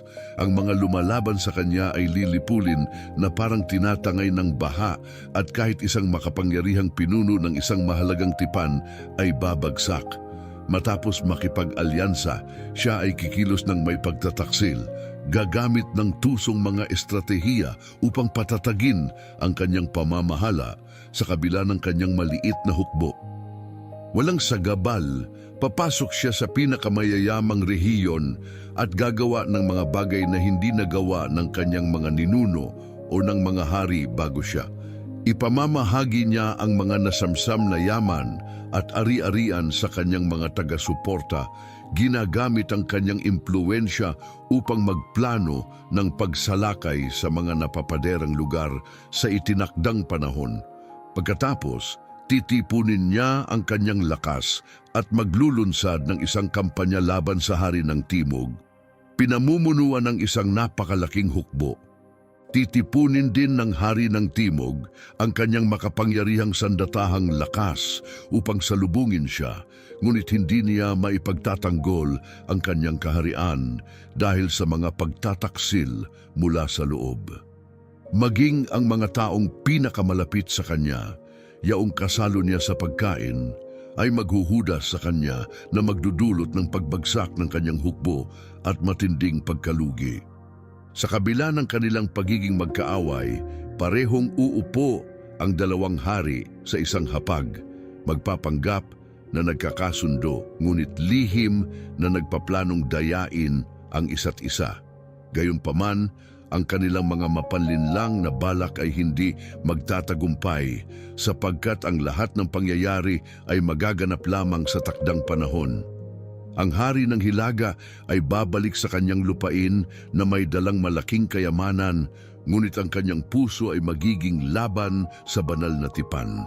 Isasagawa niya ang kanyang masamang balak bago bumalik sa kanyang kaharian. Kapag dumating ang tamang oras, muli siyang magmamartsa patungo sa timog, ngunit sa pagkakataong ito, hindi na magiging gaya ng dati ang kanyang karanasan. Isang armada ng mga barko mula sa kanluran ang sasalubong sa kanya, pinipilit siyang umurong. Galit na galit, ibabaling niya ang kanyang puot sa banal na tipan, kakampihan ng mga tumalikod dito at makikipagsabwatan sa kanila. Ang kanyang mga hukbo ay kikilos upang suportahan siya, nilalapastangan ang banal na santuwaryo at tinatapos ang araw-araw na paghahandog. Sa halip, magtatayo sila ng isang kasuklam-suklam na bagay na magdudulot ng pagkawasak. Ang mga kumikilos laban sa tipan ay higit pang maliligaw sa pamamagitan ng kanyang mapanlinlang na mga salita. Ngunit ang mga nananatiling tapat sa kanilang Diyos ay mananatiling matatag at kikilos ng may tapang. Sa gitna ng bayan, may mga pantas na magpapayo sa marami, ngunit sila ay magdurusa ng matindi. Ang ilan ay mahuhulog sa tabak. Ang iba ay masusunog, mabibilanggo o mawawalan ng lahat ng kanilang ari-arian. Kahit sa kanilang paghihirap, may darating na tulong, ngunit marami ang sasama sa kanila ng hindi tapat, naakit lamang ng mga matatamis na pananalita kaysa sa tunay na pananalig. Ang ilan sa marurunong ay madadapa, ngunit ito'y magiging isang pagsubok upang sila ay dalisayin, linisin at ihanda para sa darating pa, sapagkat hindi pa natutupad ang takdang panahon. Ang hari ay gagawin ng anumang nais niya, itataas ang sarili higit sa lahat, pati na sa kabanalan. Magsasalita siya ng may kayabangan, gumagawa ng mga mapangahas na pahayag laban sa Diyos ng mga Diyos.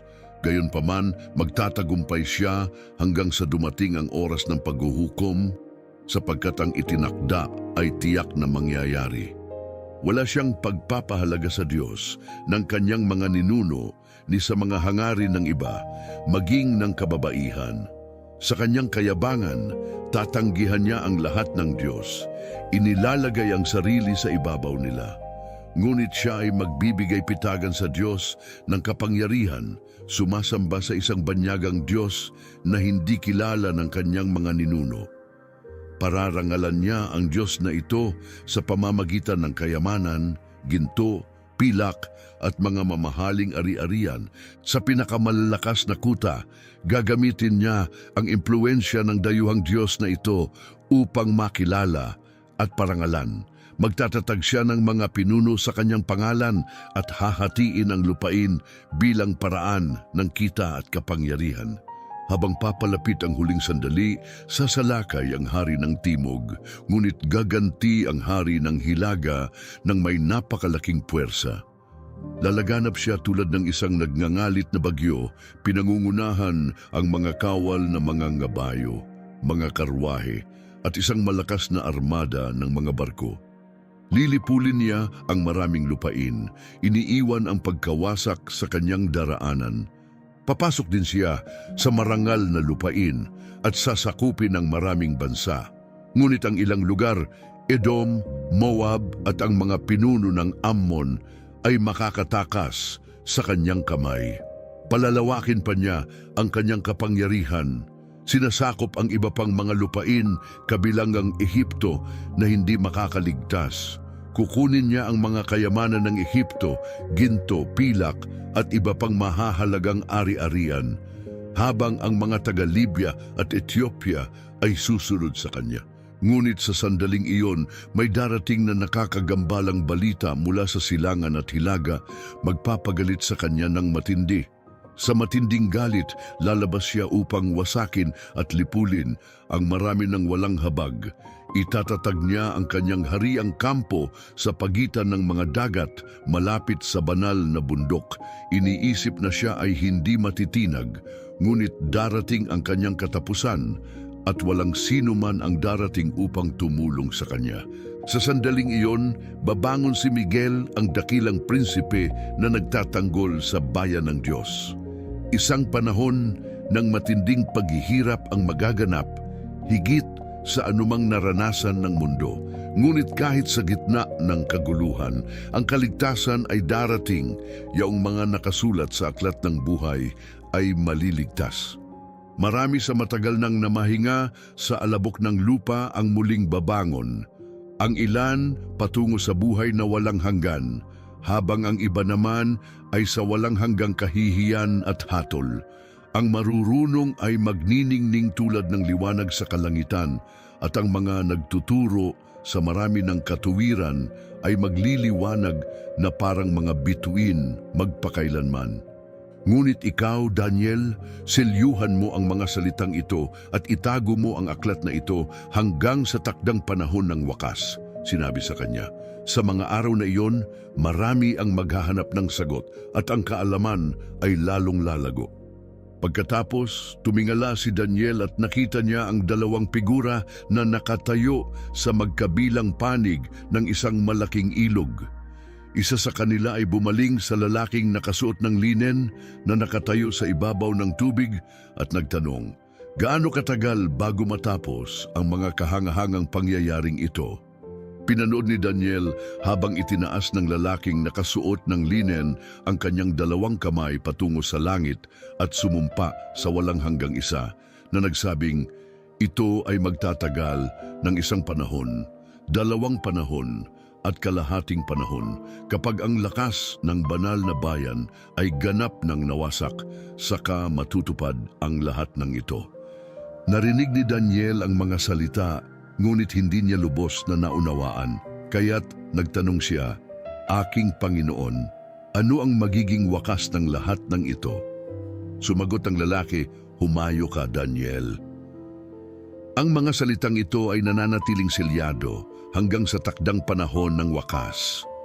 Marami ang dadalisayin, susubukin at gagawing matuwid, ngunit ang masasama ay magpapatuloy sa kanilang landas. Ang masasama ay hindi makakaunawa, ngunit ang marurunong ay makakakita ng katotohanan. Mula sa sandaling alisin ang araw-araw na paghahandog at maitayo ang kasuklam-suklam na bagay na nagdudulot ng pagkawasak, lilipas ang 1,270 araw. Mapalad ang naghihintay at nagtitiyaga hanggang sa 1,335 araw. Ngunit ikaw, Daniel, magpatuloy ka sa iyong landas. Makakatagpo ka ng kapahingahan at sa wakas, babangon ka upang matanggap ang iyong bahagi sa kaharian sa itinakdang panahon.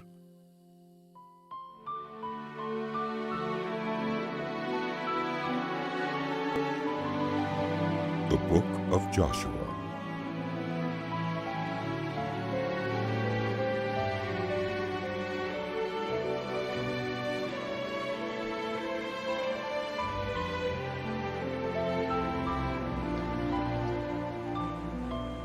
After the death of Moses, the servant of the Lord said to Joshua, son of Nun, Moses' aide, "Moses, my servant, is dead. Now then, you and all these people get ready to cross the Jordan River into the land I am about to give to them, to the Israelites. I will give you every place where you set your foot, as I promised Moses. Your territory will extend from the desert to Lebanon, and from the great river, the Euphrates, all the Hittite country to the Mediterranean Sea in the west. No one will be able to stand against you all the days of your life. As I was with Moses, so I will be with you. I will never leave you nor forsake you. Be strong and courageous, because you will lead these people to inherit the land I swore to their ancestors to give them. Be strong and very courageous. Be careful to obey all the law my servant Moses gave you. Do not turn from it to the right or to the left, that you may be successful wherever you go. Keep this book of the law always on your lips. meditate on it day and night, so that you may be careful to do everything written in it. Then you will be prosperous and successful. Have I not commanded you? Be strong and courageous. Do not be afraid. Do not be discouraged, for the Lord your God will be with you wherever you go. So Joshua ordered the officers of the people, Go through the camp and tell the people, get your provisions ready. 3 days from now, you will cross the Jordan here to go in and take possession of the land the Lord your God is giving you for your own. But to the Reubenites, the Gadites, and the half-tribe of Manasseh, Joshua said, Remember the command that Moses, the servant of the Lord, gave you after he said, The Lord your God will give you rest by giving you this land. Your wives, your children, and your livestock may stay in the land that Moses gave you east of the Jordan, but all your fighting men, ready for battle, must cross over ahead of the other Israelites. You are to help them until the Lord gives them rest, as he has done for you, and until they too have taken possession of the land the Lord your God is giving them. After that, you may go back and occupy your own land, which Moses, the servant of the Lord, gave you east of the Jordan toward the sunrise. Then they answered Joshua, Whatever you have commanded us, we will do, and wherever you send us, we will go. Just as we fully obeyed Moses, so we will obey you. Only may the Lord your God be with you as he was with Moses. Whoever rebels against your word and does not obey it, whatever you may command them, is to be put to death. Then Only be strong and Joshua, courageous. son of Nun, secretly sent 2 spies from Shittim. Go, look over the land, He said, especially Jericho. So they went and entered the house of a prostitute named Rahab and stayed there. The king of Jericho was told, Look, some of the Israelites have come here tonight to spy out the land. So the king of Jericho sent this message to Rahab. Bring out the men who came to you and entered your house, because they have come to spy out the whole land. But the woman had taken the 2 men and hidden them. She said, Yes, the men came to me, but I didn't know where they had come from. At dusk, when it was time to close the city gate, they left. I don't know which way they went. Go after them quickly. You may catch up with them. But she had taken them up to the roof and hidden them under the stalks of flax she had laid out on the roof. So the men set out in pursuit of the spies on the road that leads to the fords of the Jordan. And as soon as the pursuers had gone out, the gate was shut. Before the spies lay down for the night, she went up on the roof and said to them, I know that the Lord has given this land to you, and that a great fear of you has fallen on us, so that all who live in this country are melting in fear because of you. We have heard how the Lord dried up the water of the Red Sea for you when you came out of Egypt, and what you did to Sihon and Og, the 2 kings of the Amorites east of the Jordan, whom you completely destroyed. When we heard of it, our hearts melted in fear, and everyone's courage failed because of you. For the Lord your God is God in heaven above and on the earth below. Now then, please swear to me by the Lord that you will show kindness to my family, because I have shown kindness to you. Give me a sure sign that you will spare the lives of my father and mother, my brothers and sisters, and all who belong to them, and that you will save us from death. Our lives for your lives. The men assured her, If you don't tell what we are doing, we will treat you kindly and faithfully when the Lord gives us the land. So she let them down by a rope through the window, for the house she lived in was part of the city wall. She said to them, Go to the hills, so the pursuers will not find you. Hide yourselves there 3 days until they return, and then go on your way. Now the men had said to her, This oath you made us swear will not be binding on us unless, when we enter the land, you have tied this scarlet cord in the window through which you let us down, and unless you have brought your father and mother, your brothers, and all your family into your house. If any of them go outside your house into the street, their blood will be on their own heads. We will not be responsible. As for those who are in the house with you, their blood will be on our head if a hand is laid on them. But if you tell what we are doing, we will be released from the oath you made us swear. Agreed. She replied. Let it be as you say. So she sent them away, and they departed, and she tied the scarlet cord in the window. When they left, they went into the hills and stayed there 3 days, until the pursuers had searched all along the road and returned without finding them. Then the 2 men started back.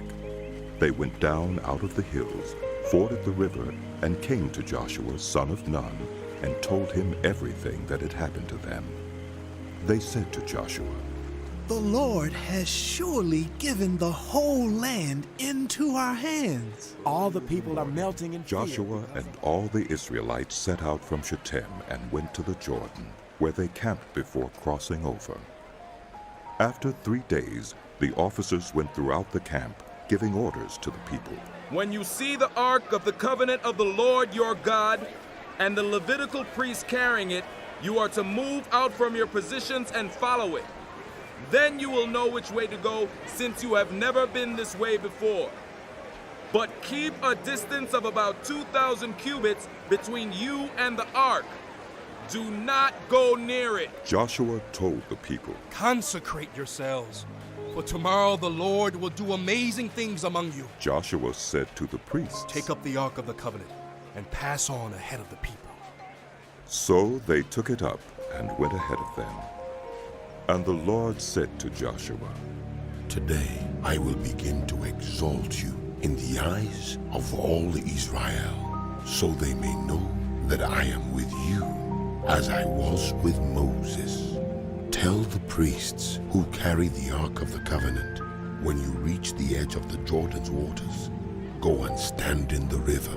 Joshua said to the Israelites, Come here and listen to the words of the Lord your God. This is how you will know that the living God is among you, and that he will certainly drive out before you the Canaanites, Hittites, Hivites, Perizzites, Girgashites, Amorites, and Jebusites. See, the Ark of the Covenant of the Lord of all the earth will go into the Jordan ahead of you.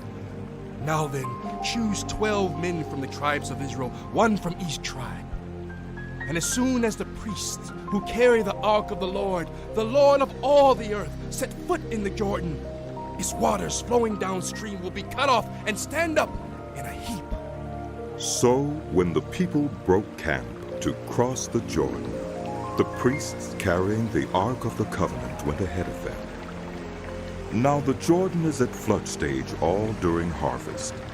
Yet, as soon as the priests who carried the ark reached the Jordan and their feet touched the water's edge, the water from upstream stopped flowing. It piled up in a heap a great distance away at a town called Adam in the vicinity of Zarethan, while the water flowing down to the Sea of the Arabah, that is the Dead Sea, was completely cut off. So the people crossed over opposite Jericho. The priests who carried the Ark of the Covenant of the Lord stopped in the middle of the Jordan and stood on dry ground, while all Israel passed by until the whole nation had completed the crossing. When the whole nation had finished crossing the Jordan, the Lord said to Joshua, Choose 12 men from among the people, 1 from each tribe, and tell them to take up 12 stones from the middle of the Jordan, from right where the priests are standing, and carry them over with you, and put them down at the place where you stay tonight. So Joshua called together the 12 men he had appointed from the Israelites, 1 from each tribe, and said to them, Go over before the Ark of the Lord your God into the middle of the Jordan.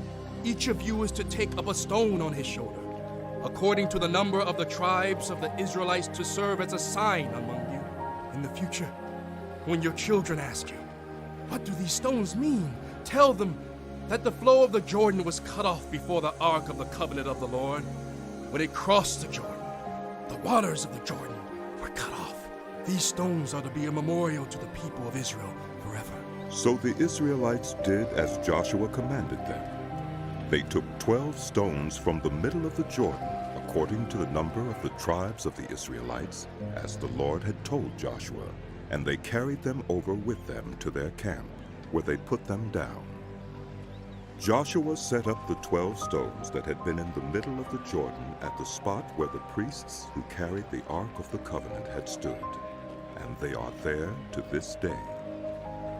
Now the priests who carried the ark remained standing in the middle of the Jordan until everything the Lord had commanded Joshua was done by the people, just as Moses had directed Joshua. The people hurried over, and as soon as all of them had crossed, the ark of the Lord and the priests came to the other side while the people watched. The men of Reuben, Gad, and the half-tribe of Manasseh crossed over, ready for battle in front of the Israelites, as Moses had directed them. About 40,000 armed for battle crossed over before the Lord to the plains of Jericho for war. That day the Lord exalted Joshua in the sight of all Israel, and they stood in awe of him all the days of his life, just as they had stood in awe of Moses. Then the Lord said to Joshua, Command the priests carrying the Ark of the Covenant law to come up out of the Jordan. So Joshua commanded the priests. Come up out of the Jordan. And the priests came up out of the river, carrying the Ark of the Covenant of the Lord. No sooner had they set their feet on the dry ground than the waters of the Jordan returned to their place and ran at flood stage as before. On the 10th day of the first month, the people went up from the Jordan and camped at Gilgal on the eastern border of Jericho. And Joshua set up at Gilgal the 12 stones they had taken out of the Jordan. He said to the Israelites, In the future, when your descendants ask their parents, what do these stones mean? Tell them, Israel crossed the Jordan on dry ground, for the Lord your God dried up the Jordan before you until you had crossed over. The Lord your God did to the Jordan what he had done to the Red Sea when he dried it up before us until we had crossed over. He did this so that all the peoples of the earth might know that the hand of the Lord is powerful, and so that you might always fear the Lord. Now when all the Amorite kings west of the Jordan and all the Canaanite kings along the coast heard how the Lord had dried up the Jordan before the Israelites until they had crossed over, their hearts melted in fear, and they no longer had the courage to face the Israelites. At that time the Lord said to Joshua, Make flint knives and circumcise the Israelites again. So Joshua made flint knives and circumcised the Israelites at Gibeath-Haaraloth. Now this is why he did so. All those who came out of Egypt, all the men of military age, died in the wilderness on the way after leaving Egypt. All the people that came out had been circumcised, but all the people born in the wilderness during the journey from Egypt had not. The Israelites had moved about in the wilderness 40 years, until all the men who were of military age when they left Egypt had died, since they had not obeyed the Lord. For the Lord had sworn to them that they would not see the land that he had solemnly promised their ancestors to give us, a land flowing with milk and honey. So he raised up their sons in their place, and these were the ones Joshua circumcised. They were still uncircumcised because they had not been circumcised on the way. And after the whole nation had been circumcised, they remained where they were in camp until they were healed. Then the Lord said to Joshua, Today I have rolled away the reproach of Egypt from you. So the place has been called Gilgal to this day. On the evening of the 14th day of the month, while camped at Gilgal on the plains of Jericho, the Israelites celebrated the Passover. The day after the Passover, that very day, they ate some of the produce of the land, unleavened bread and roasted grain. The manna stopped the day after they ate this food from the land. There was no longer any manna for the Israelites, but that year they ate of the produce of Canaan. Now when Joshua was near Jericho, he looked up and saw a man standing in front of him with a drawn sword in his hand. Joshua went up to him and asked, Are you for us or for our enemies? Neither. He replied, But as commander of the army of the Lord, I have now come. Then Joshua fell face down to the ground in reverence and asked him, What message does my Lord have for his servant? The commander of the Lord's army replied, Take off your sandals, for the place where you are standing is holy. Now the gates of Jericho were securely barred because of the Israelites. No one went out and no one came in. Then the Lord said to Joshua, See, I have delivered Jericho into your hands, along with its king and its fighting men. March around the city once with all the armed men. Do this for 6 days. Have 7 priests carry trumpets of ram's horns in front of the ark. On the 7th day, march around the city 7 times with the priests blowing the trumpets. When you hear them sound a long blast on the trumpets, have the whole army give a loud shout. Then the wall of the city will collapse, and the army will go up, everyone straight in.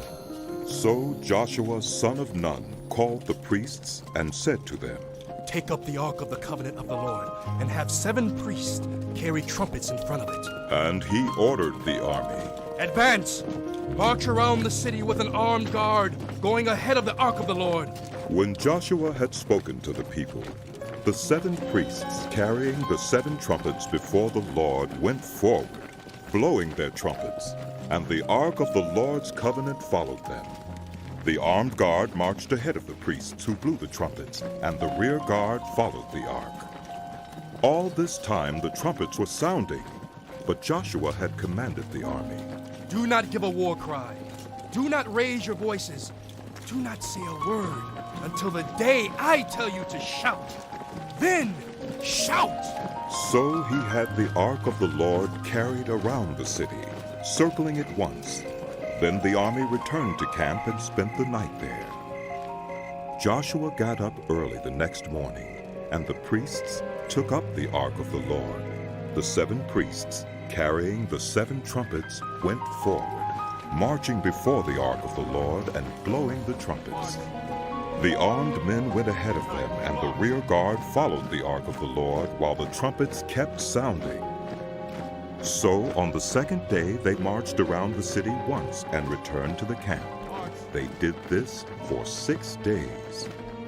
On the 7th day they got up at daybreak and marched around the city 7 times in the same manner, except that on that day they circled the city 7 times. The 7th time around, when the priests sounded the trumpet blast, Joshua commanded the army, Shout! Shout! For the Lord has given you the city. The city and all that is in it are to be devoted to the Lord. Only Rahab the prostitute and all who are with her in her house shall be spared, because she hid the spies we sent.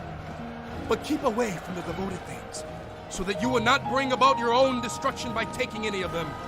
Otherwise, you will make the camp of Israel liable to destruction and bring trouble on it. All the silver and gold and the articles of bronze and iron are sacred to the Lord and must go into his treasury. When the trumpet sounded, the army shouted, and at the sound of the trumpet, when the men gave a loud shout, the wall collapsed. So everyone charged straight in, and they took the city. They devoted the city to the Lord, and destroyed with the sword every living thing in it, men and women, young and old, cattle, sheep, and donkeys. Joshua said to the 2 men who had spied out the land, Go into the prostitute's house and bring her out and all who belong to her, in accordance with your oath to her. So the young men who had done the spying went in and brought out Rahab, her father and mother, her brothers and sisters, and all who belonged to her. They brought out her entire family and put them in a place outside the camp of Israel. Then they burned the whole city and everything in it. But they put the silver and gold and the articles of bronze and iron into the treasury of the Lord's house. But Joshua spared Rahab the prostitute with her family and all who belonged to her, because she hid the men Joshua had sent as spies to Jericho, and she lives among the Israelites to this day. At that time Joshua pronounced this solemn oath: Cursed before the Lord is anyone who undertakes to rebuild this city Jericho. At the cost of his firstborn son he will lay its foundations. At the cost of his youngest he will set up its gates. So the Lord was with Joshua, and his fame spread through unfaithful in regard to the devoted things.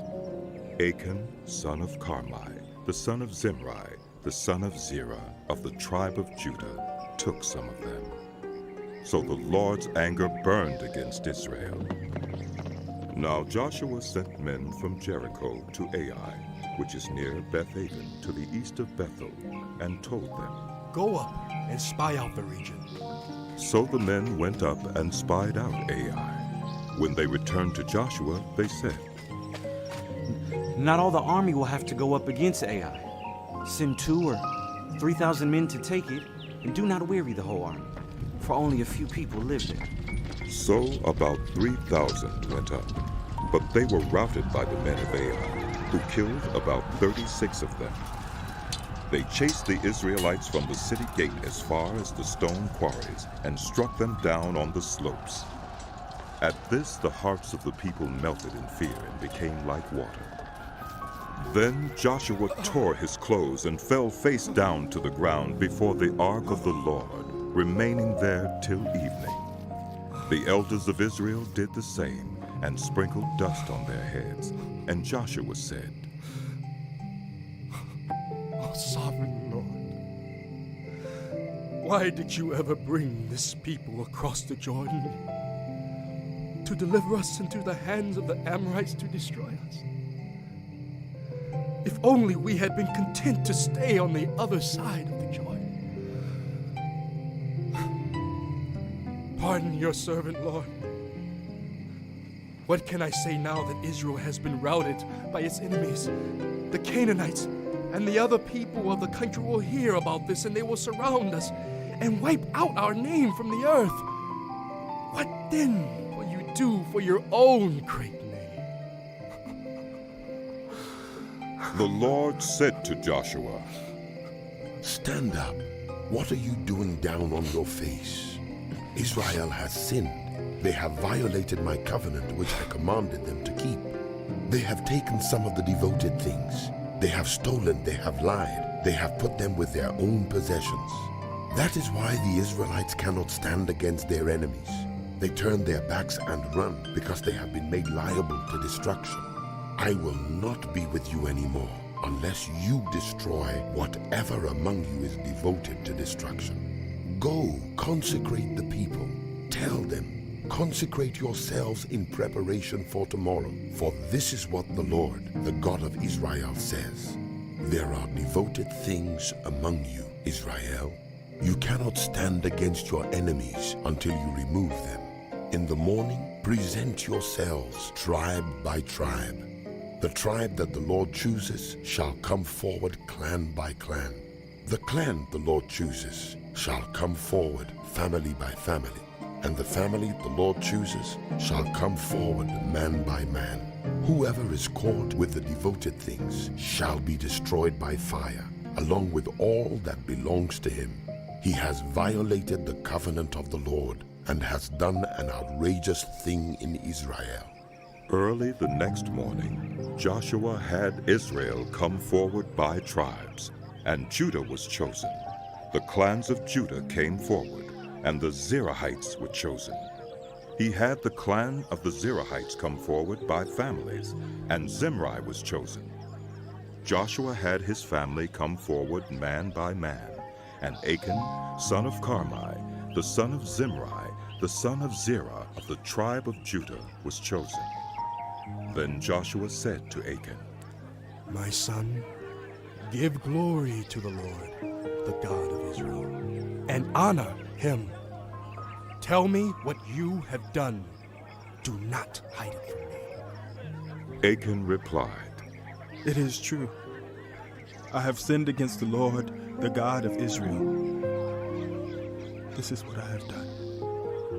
When I saw in the plunder a beautiful robe from Babylonia, 200 shekels of silver and a bar of gold weighing 50 shekels, I coveted them and took them. They're hidden in the ground inside my tent with the silver underneath.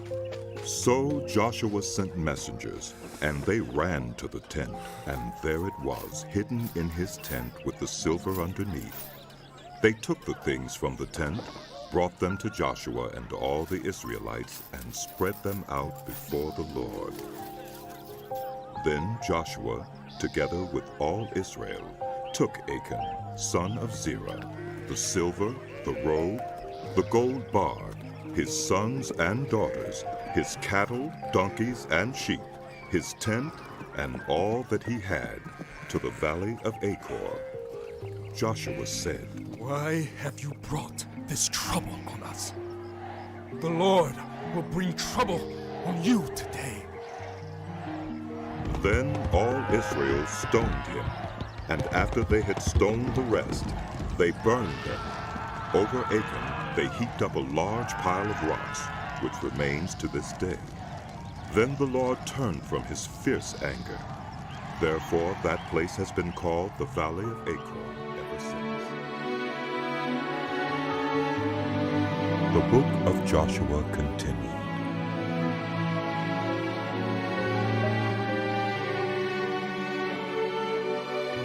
Then the Lord said to Joshua, Do not be afraid. Do not be discouraged. Take the whole army with you and go up and attack Ai, for I have delivered into your hands the king of Ai, his people, his city, and his land.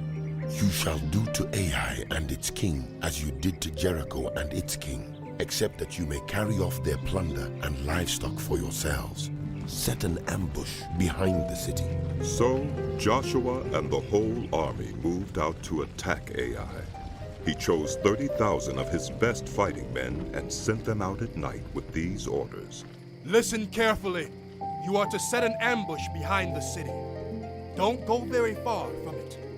All of you, be on the alert. I and all those with me will advance on the city, and when the men come out against us as they did before, we will flee from them. They will pursue us until we have lured them away from the city, for they will say, they are running away from us as they did before. So, when we flee from them, you are to rise up from ambush and take the city. The Lord your God will give it into your hand. When you have taken the city, set it on fire. Do what the Lord has commanded. See to it. You have my orders. Then Joshua sent them off, and they went to the place of ambush and lay in wait between Bethel and Ai, to the west of Ai. But Joshua spent that night with the people. Early the next morning, Joshua mustered his army, and he and the leaders of Israel marched before them to Ai. The entire force that was with him marched up and approached the city and arrived in front of it. They set up camp north of Ai, with the valley between them and the city. Joshua had taken about 5,000 men and set them in ambush between Bethel and Ai, to the west of the city. So the soldiers took up their positions, with the main camp to the north of the city and the ambush to the west of it. That night Joshua went into the valley. When the king of Ai saw this, he and all the men of the city hurried out early in the morning to meet Israel in battle at a certain place overlooking the Arabah. But he did not know that an ambush had been set against him behind the city. Joshua and all Israel let themselves be driven back before them, and they fled toward the wilderness. All the men of Ai were called to pursue them, and they pursued Joshua and were lured away from the city. Not a man remained in Ai or Bethel who did not go after Israel. They left the city open and went in pursuit of Israel. Then the Lord said to Joshua, Hold out toward Ai the javelin that is in your hand, for into your hand I will deliver the city. So Joshua held out toward the city the javelin that was in his hand. As soon as he did this, the men in the ambush rose quickly from their position and rushed forward. They entered the city and captured it and quickly set it on fire. The men of Ai looked back and saw the smoke of the city rising against the sky, but they had no chance to escape in any direction. The Israelites who had been fleeing toward the wilderness had turned back against their pursuers. For when Joshua and all Israel saw that the ambush had taken the city and that smoke was going up from it, they turned around and attacked the men of Ai.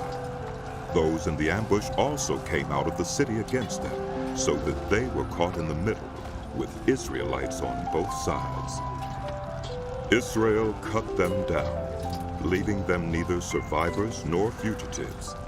But they took the king of Ai alive and brought him to Joshua. When Israel had finished killing all the men of Ai in the fields and in the wilderness where they had chased them, and when every one of them had been put to the sword, all the Israelites returned to Ai and killed those who were in it. 12,000 men and women fell that day, all the people of Ai. For Joshua did not draw back the hand that held out his javelin until he had destroyed all who lived in Ai. But Israel did carry off for themselves the livestock and plunder of this city, as the Lord had instructed Joshua. So Joshua burned Ai and made it a permanent heap of ruins, a desolate place to this day. He impaled the body of the king of Ai on a pole and left it there until evening. At sunset, Joshua ordered them to take the body from the pole and throw it down at the entrance of the city gate. And they raised a large pile of rocks over it, which remains to this day. Then Joshua built on Mount Ebal an altar to the Lord, the God of Israel, as Moses, the servant of the Lord, had commanded the Israelites. He built it according to what is written in the book of the law of Moses, an altar of uncut stones, on which no iron tool had been used. On it they offered to the Lord burnt offerings and sacrificed fellowship offerings.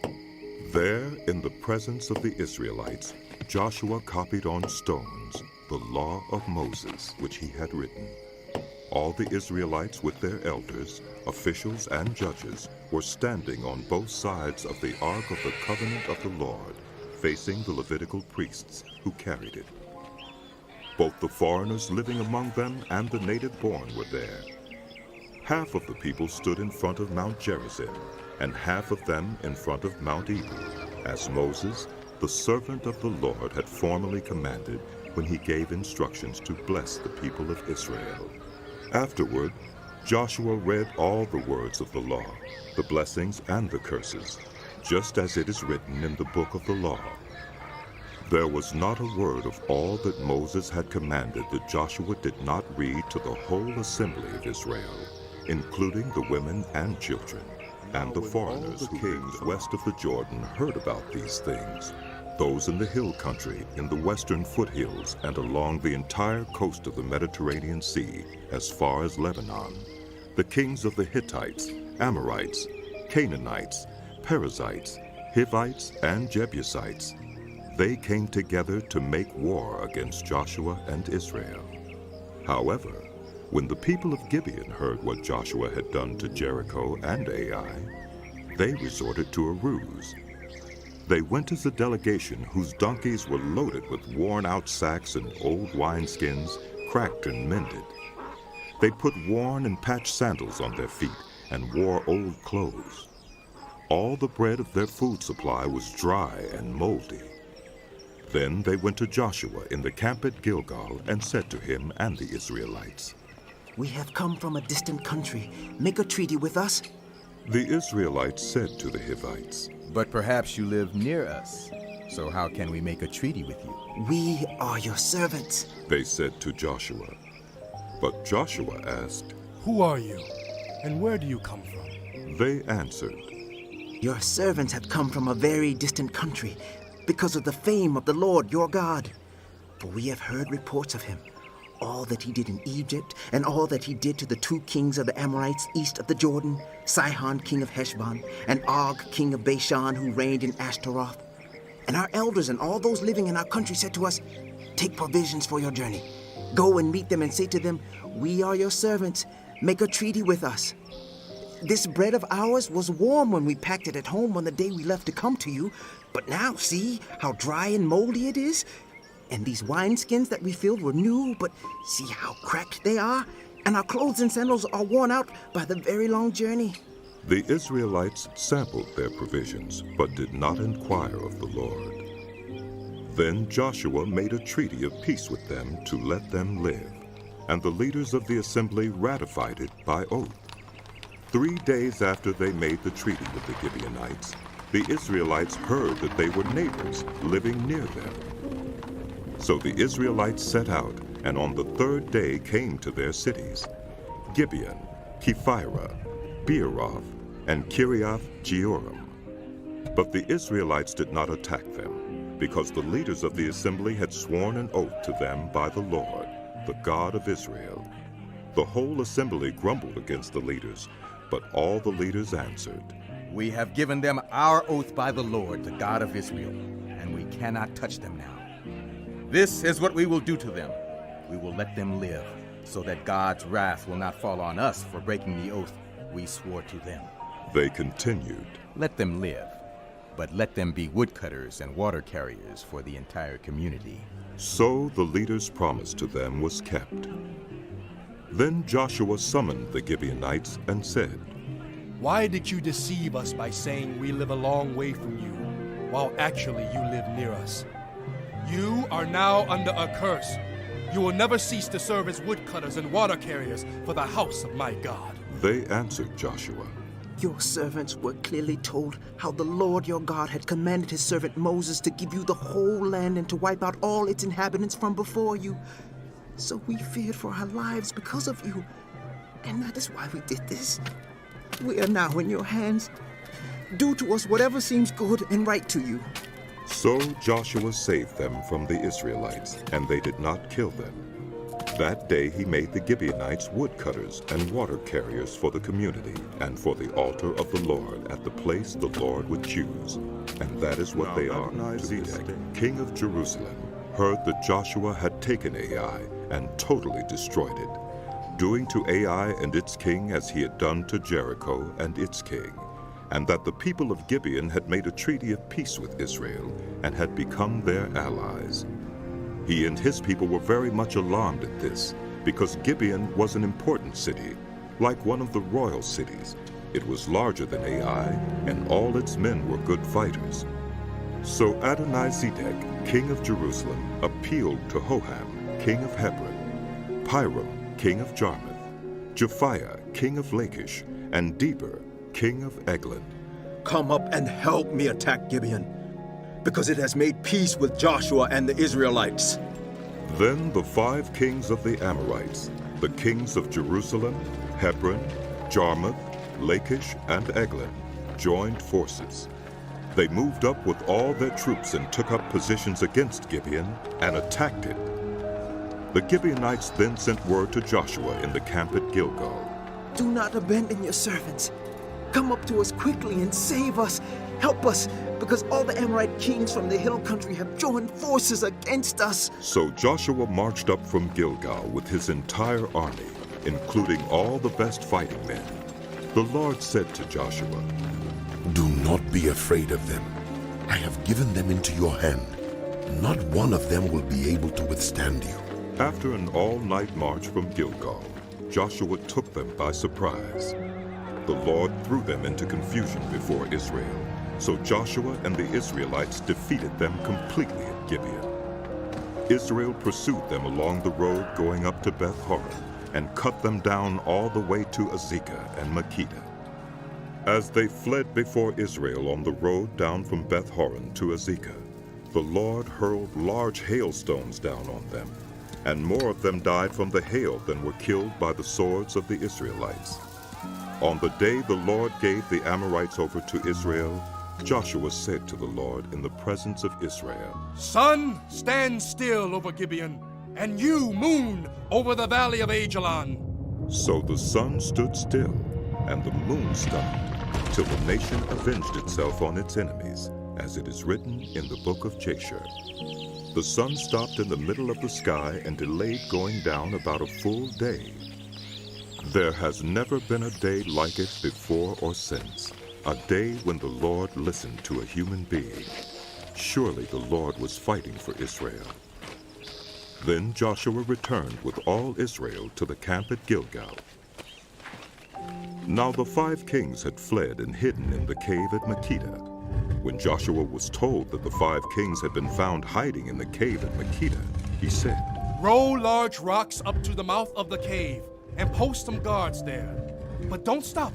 Pursue your enemies. Attack them from the rear and don't let them reach their cities.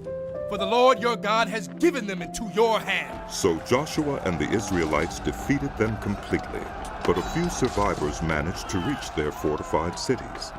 The whole army then returned safely to Joshua in the camp at Makkedah, and no one uttered a word against the Israelites.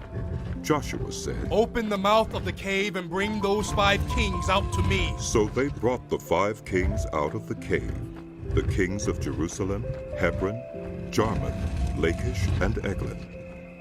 When they had brought these kings to Joshua, he summoned all the men of Israel and said to the army commanders who had come with him, Come here and put your feet on the necks of these kings.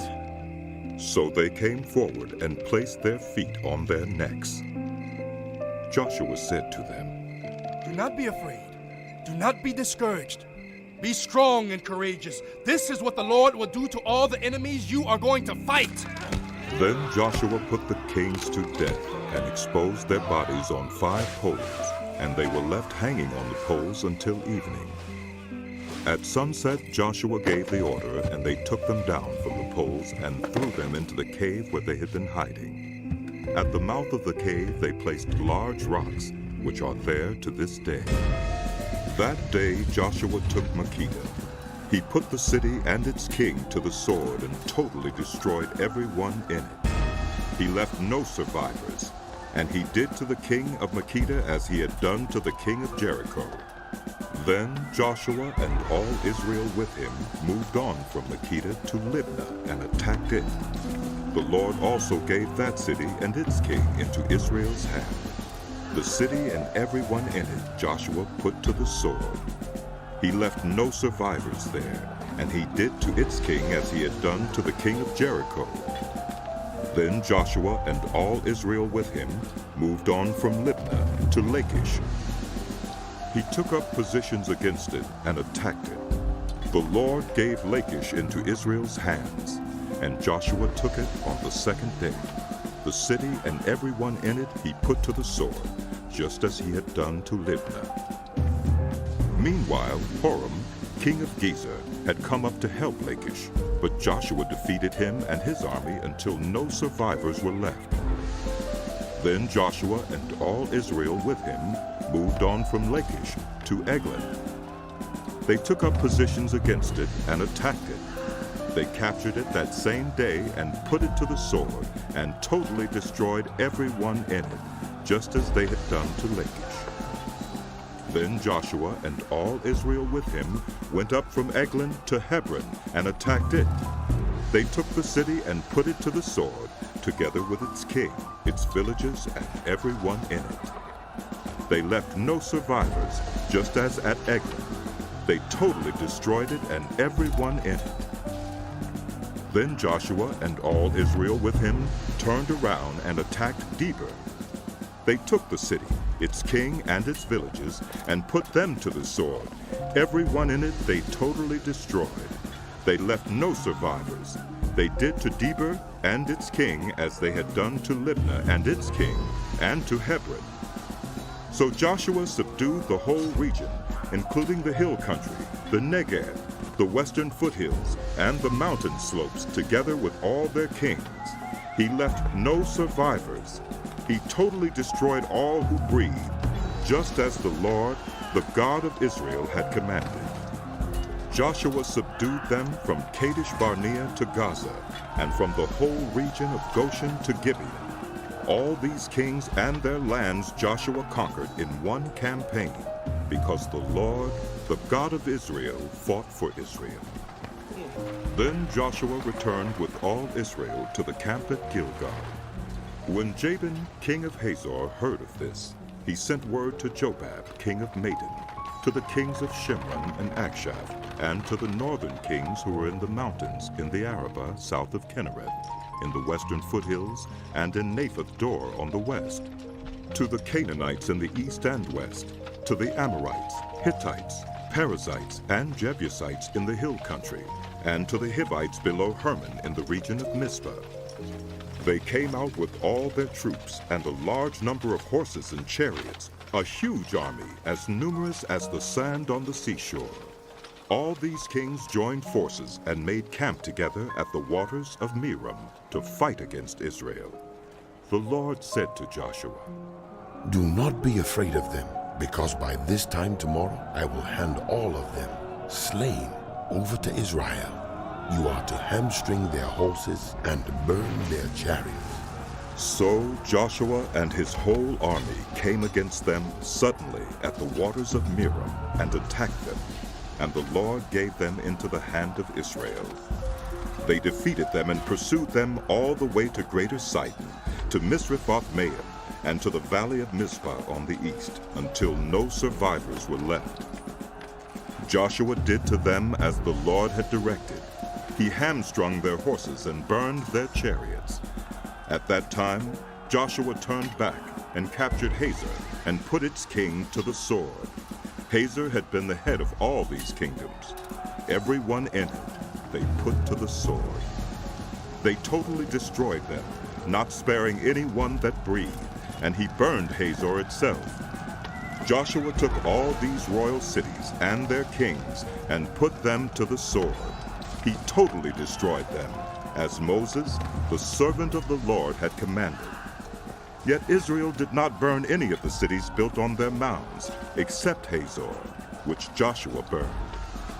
The Israelites carried off for themselves all the plunder and livestock of these cities, but all the people they put to the sword, until they completely destroyed them, not sparing anyone that breathed. As the Lord commanded his servant Moses, so Moses commanded Joshua, and Joshua did it. He left nothing undone of all that the Lord commanded Moses. So Joshua took this entire land, the hill country, all the Negev, the whole region of Goshen, the western foothills, the Arabah, and the mountains of Israel with their foothills, from Mount Halak, which rises toward Seir, to Baal Gad in the valley of Lebanon below Mount Hermon. He captured all their kings and put them to death. Joshua waged war against all these kings for a long time, except for the Hivites living in Gibeon. Not one city made a treaty of peace with the Israelites, who took them all in battle. For it was the Lord himself who hardened their hearts to wage war against Israel, so that he might destroy them totally, exterminating them without mercy, as the Lord had commanded Moses. At that time Joshua went and destroyed the Anakites from the hill country, from Hebron, Debir, and Anab, from all the hill country of Judah, and from all the hill country of Israel. Joshua totally destroyed them and their towns. No Anakites were left in Israelite territory. Only in Gaza, Gath, and Ashdod did any survive. So Joshua took the entire land, just as the Lord had directed Moses, and he gave it as an inheritance to Israel, according to their tribal divisions. Then the land had rest. These are the kings of the land whom the Israelites had defeated, and whose territory they took over east of the Jordan, from the Arnon Gorge to Mount Hermon, including all the eastern side of the Arabah. Sihon, king of the Amorites, who reigned in Heshbon. He ruled from Aurora on the rim of the Arnon Gorge, from the middle of the gorge to the Jabbok River, which is the border of the Ammonites. This included half of Gilead. He also ruled over the eastern Arabah from the Sea of Galilee to the Sea of the Arabah, that is, the Dead Sea, to Beth Jeshimoth, and then southward below the slopes of Pisgah. And the territory of Og, king of Bashan, one of the last of the Rephaites who reigned in Ashtaroth and Edrei. He ruled over Mount Hermon, Saluka, all of Bashan to the border of the people of Gesher and Meucah, and half of Gilead to the border of Sihon, king of Heshbon, Moses, the servant of the Lord, and the Israelites conquered them. And Moses, the servant of the Lord, gave their land to the Reubenites, the Gadites, and the half-tribe of Manasseh to be their possession. These are the kings of the land that Joshua and the Israelites conquered on the west side of the Jordan, from Baal Gad in the valley of Lebanon to Mount Halak, which rises toward Seir. Their lands Joshua gave as an inheritance to the tribes of Israel, according to their tribal divisions: the hill country, the western foothills, the Arabah, the mountain slopes, the wilderness and the Negev, the lands of the Hittites, Amorites, Canaanites, Perizzites, Hivites, and Jebusites. The king of Jericho, 1. The king of Ai, near Bethel, 1. The king of Jerusalem, 1. The king of Hebron, 1. The king of Jarmuth, 1. The king of Lachish, 1. The king of Eglon, 1. The king of Gezer, 1. The king of Deber, 1. The king of Geder, 1. The king of Hormah, 1. The king of Arad, 1. The king of Libnah, 1. The king of Adullam, 1. The king of Megiddo, 1. The king of Bethel, 1. The king of Tappuah, 1. The king of Hepher, 1. The king of Aphek, 1. The king of Lasharon, 1. The king of Madon, 1. The king of Hazor, 1. The king of Shimron-Meron, 1. The king of Akshaph, 1. The king of Taanach, 1. The king of Megiddo, 1. The king of Kedesh, 1. The king of Jokneam in Carmel, 1. The king of Dor in Naphat Dor, 1. The king of Goyim in Gilgal, 1. The king of Tirzah, 1. 31 kings in all. When Joshua had grown old, the Lord said to him, You are now very old, and there are still very large areas of land to be taken over. This is the land that remains, all the regions of the Philistines and Geshurites, from the Shihor River on the east of Egypt to the territory of Ekron on the north.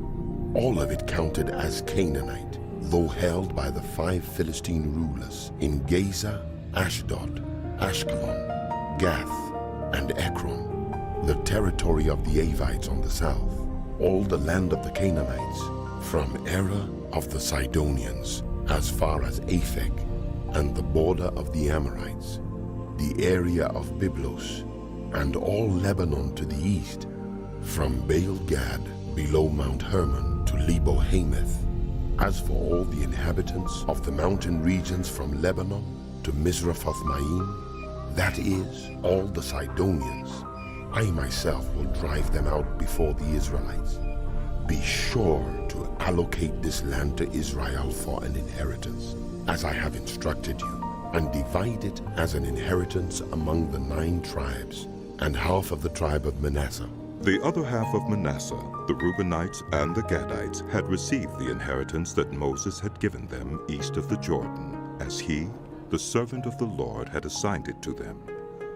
It extended from Aurora on the rim of the Arnon Gorge, and from the town in the middle of the gorge, and included the whole plateau of Medeba as far as Dibon, and all the towns of Sihon, king of the Amorites, who ruled in Heshbon, out to the border of the Ammonites.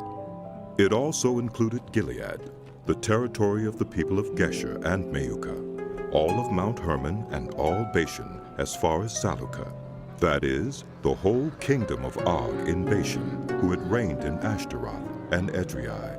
He was the last of the Rephaites. Moses had defeated them and taken over their land, but the Israelites did not drive out the people of Gesher and Meucah, so they continued to live among the Israelites to this day. But to the tribe of Levi he gave no inheritance, since the food offerings presented to the Lord, the God of Israel, are their inheritance as he promised them. This is what Moses had given to the tribe of Reuben, according to its clans: the territory from Aurora on the rim of the Arnon Gorge, and from the town in the middle of the gorge, and the whole plateau past Medeba to Heshbon, and all its towns on the plateau, including Dibon, Bamoth Baal, Beth Baal Meon, Jahaz, Kedemoth, Mephaeth, Kiriathaim, Sibmah, Zereth Shahar on the hill in the valley, Beth Peor, the slopes of Pisgah, and Beth Jeshimoth, all the towns on the plateau and the entire realm of Sihon, king of the Amorites, who ruled at Heshbon.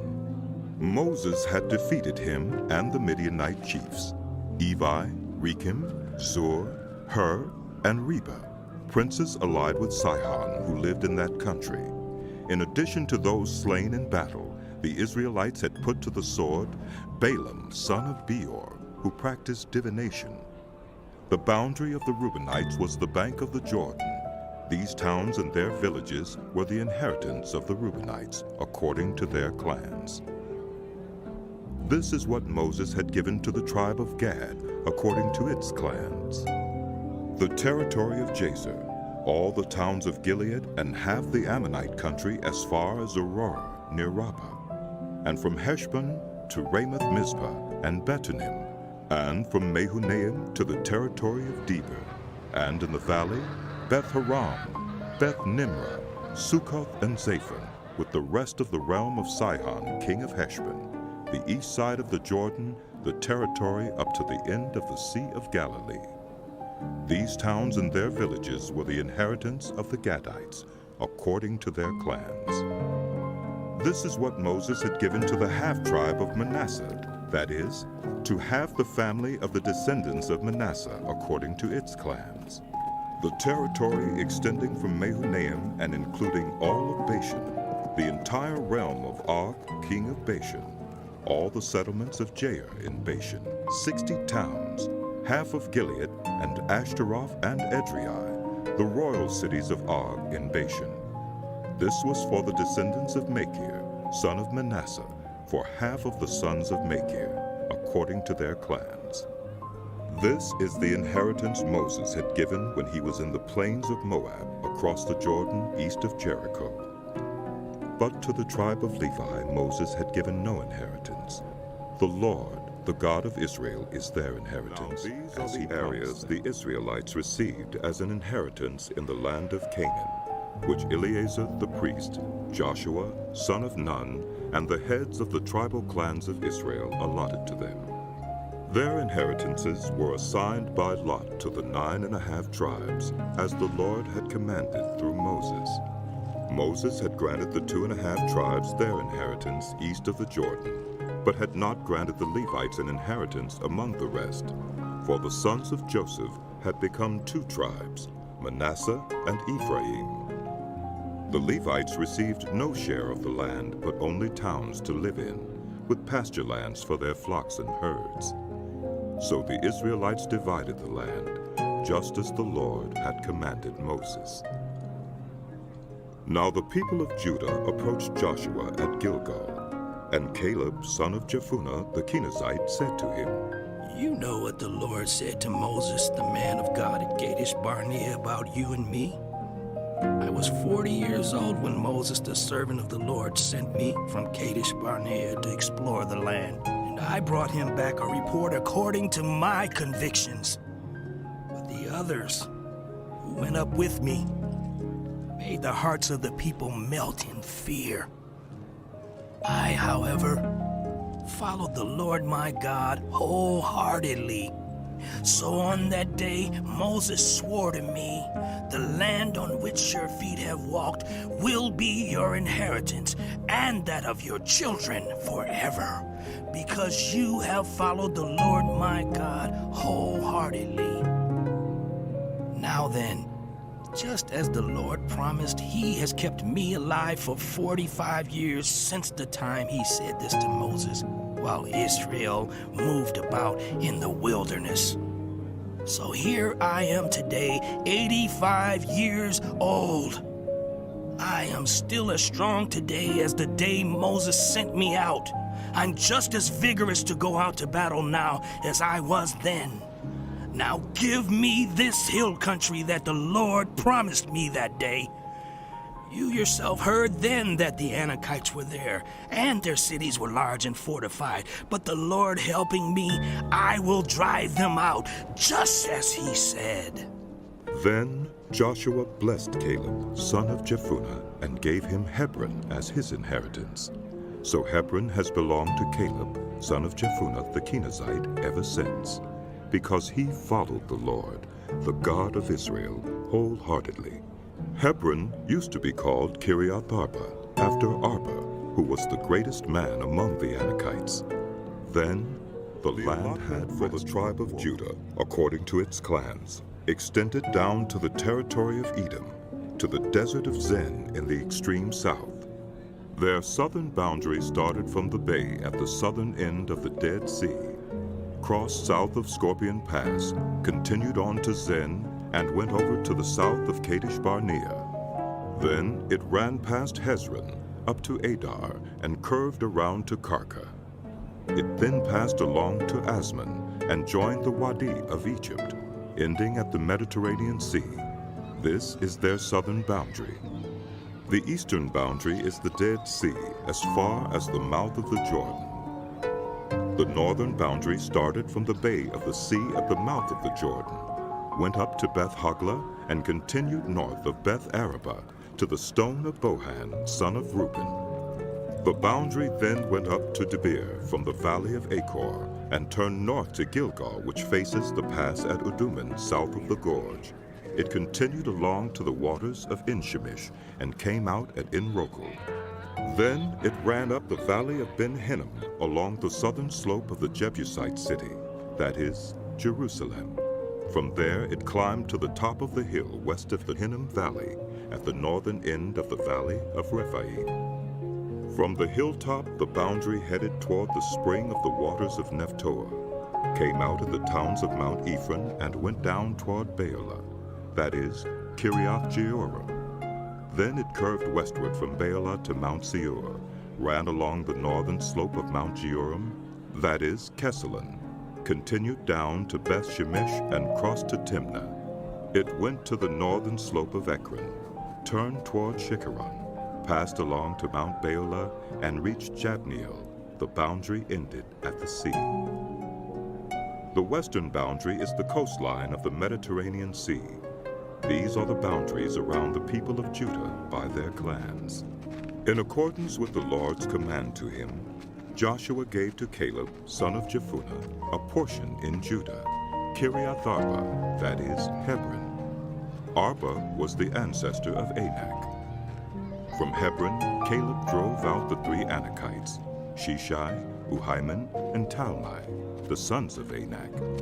From there he marched against the people living in Debir, formerly called Kiriath Sepher. And Caleb said, I will give my daughter Axa in marriage to the man who attacks and captures Kiriath Sepher. Othniel, son of Kenaz, Caleb's brother, took it. So Caleb gave his daughter Axa to him in marriage. One day when she came to Othniel, she urged him to ask her father for a field.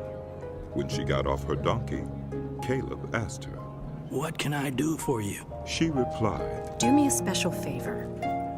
Since you have given me land in the Negev, give me also springs of water. So Caleb gave her the upper and lower springs.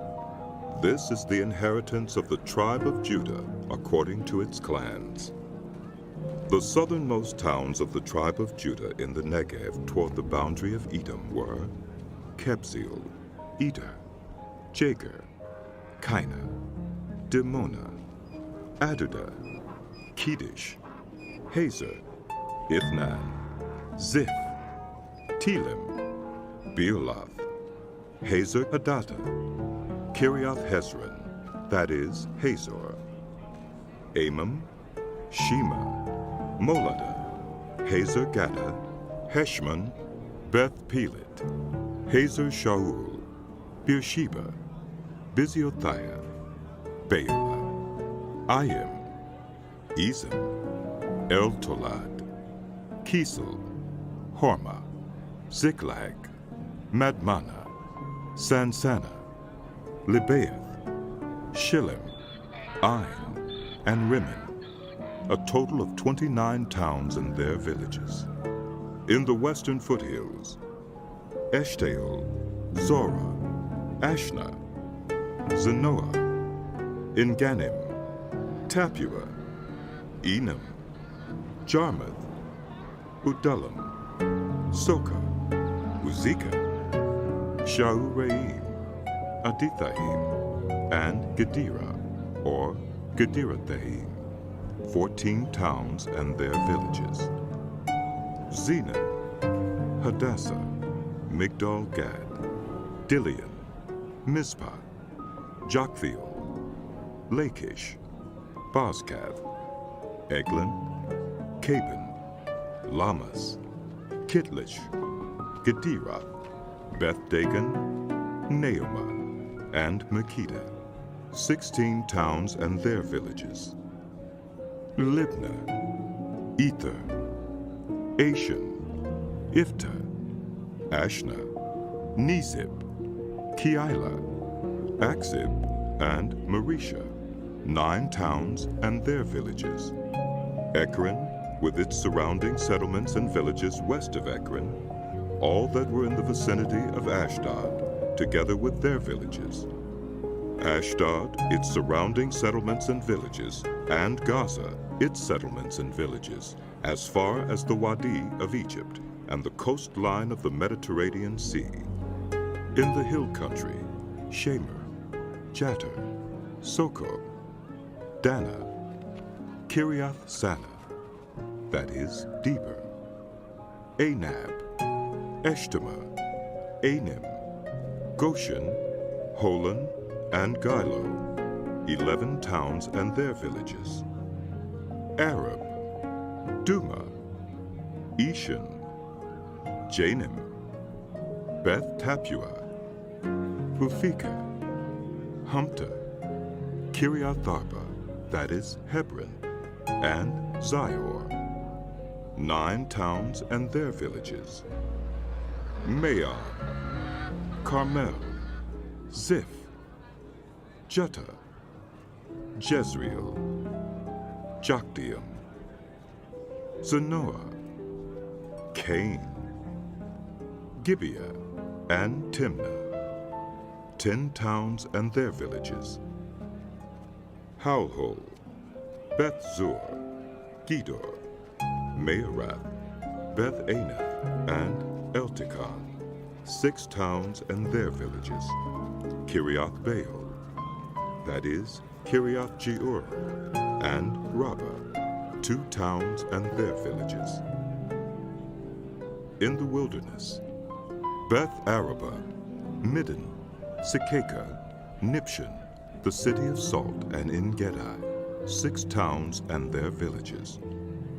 Judah could not dislodge the Jebusites who were living in Jerusalem. To this day, the Jebusites live there with the allotment for Joseph began at the Jordan, east of the springs of Jericho, and went up from there through the desert into the hill country of Bethel. It went on from Bethel, that is Luz, crossed over to the territory of the Archites in Ataroth, descended westward to the territory of the Japhletites as far as the region of Lower Beth Horon, and on to Gezer, ending at the Mediterranean Sea. So Manasseh and Ephraim, the descendants of Joseph, received their inheritance. This was the territory of Ephraim, according to its clans. The boundary of their inheritance went from Ataroth Adar in the east to Upper Beth Horon and continued to the Mediterranean Sea. From Mikmethath on the north it curved eastward to Taanath Shiloh, passing by it to Janoah on the east. Then it went down from Janoah to Ataroth and Naarah, touched Jericho, and came out at the Jordan. From Tapua, the border went west to the Kana Ravine and ended at the Mediterranean Sea. This was the inheritance of the tribe of the Ephraimites, according to its clans. It also included all the towns and their villages that were set aside for the Ephraimites within the inheritance of the Manassites. They did not dislodge the Canaanites living in Gezer. To this day, the Canaanites live among the people of Ephraim, but are required allotment for the tribe of Manasseh as Joseph's firstborn. that is, for Machir, Manasseh's firstborn. Machir was the ancestor of the Gileadites, who had received Gilead and Bashan, because the Machirites were great soldiers. So this allotment was for the rest of the people of Manasseh, the clans of Abiezer, Helik, Asriel, Shechem, Hepher, and Shemida. These are the other male descendants of Manasseh, son of Joseph, by their clans.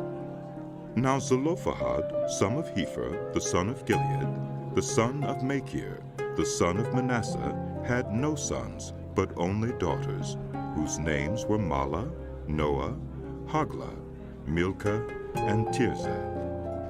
They went to Eleazar the priest, Joshua son of Nun, and the leaders, and said, "The Lord commanded Moses to give us an inheritance among our relatives."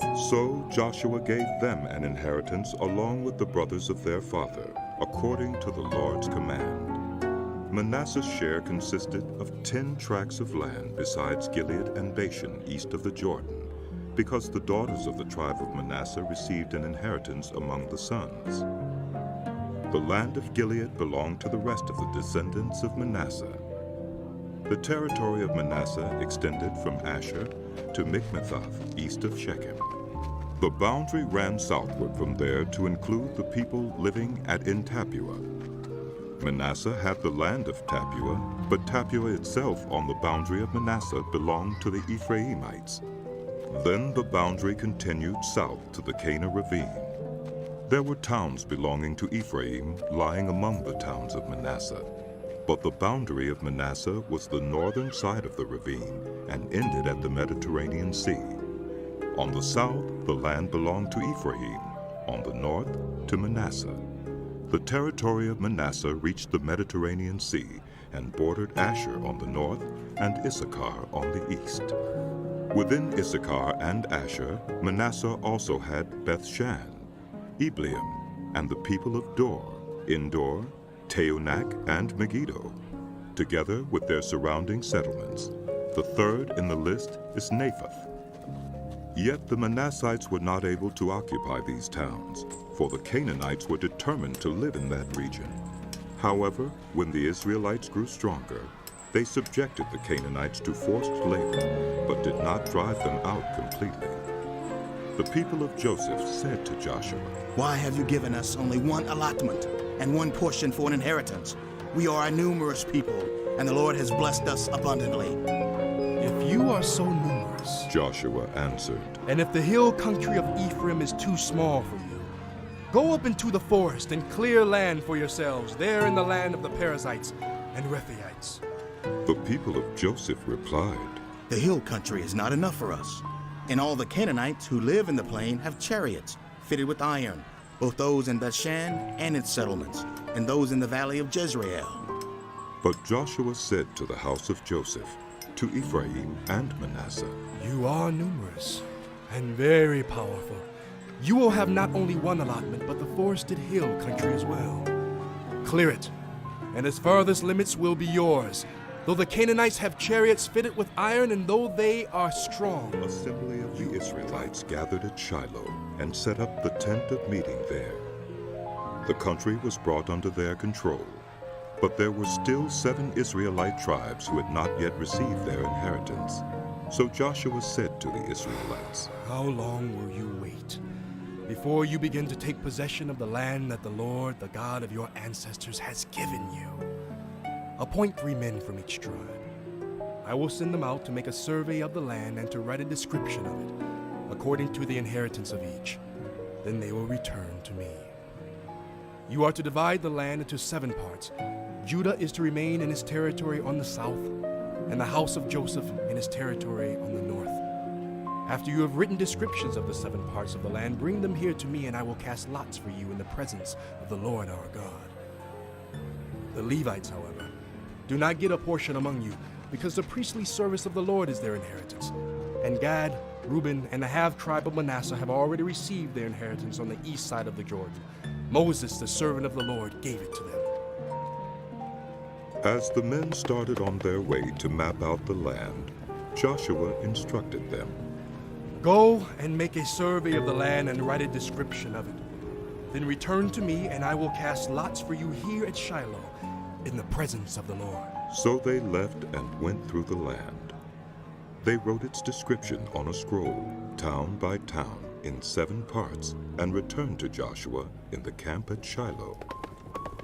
Joshua then cast lots for them in Shiloh in the presence of the Lord, and there he distributed the land to the Israelites according to their tribal divisions. The first lot came up for the tribe of Benjamin according to its clans. Their allotted territory lay between the tribes of Judah and Joseph. On the north side, their boundary began at the Jordan, passed the northern slope of Jericho, and headed west into the hill country, coming out at the wilderness of Beth-aven. From there it crossed to the south slope of Luz, that is, Bethel, and went down to Ataroth-Adar, on the hill south of lower Beth-horon. From the hill facing Beth-horon on the south, the boundary turned south along the western side and came out at Kiriath-Baal, that is, Kiriath-Jearim, a town of the people of Judah.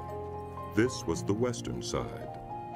The southern side began at the outskirts of Kiriath-Jearim on the west, and the boundary came out at the spring of the waters of Nephtoah. The boundary went down to the foot of the hill, facing the valley of Ben-Hinnom, north of the valley of Rephaim. It continued down the Hinnom Valley along the southern slope of the Jebusite city, and so to En-Rogel.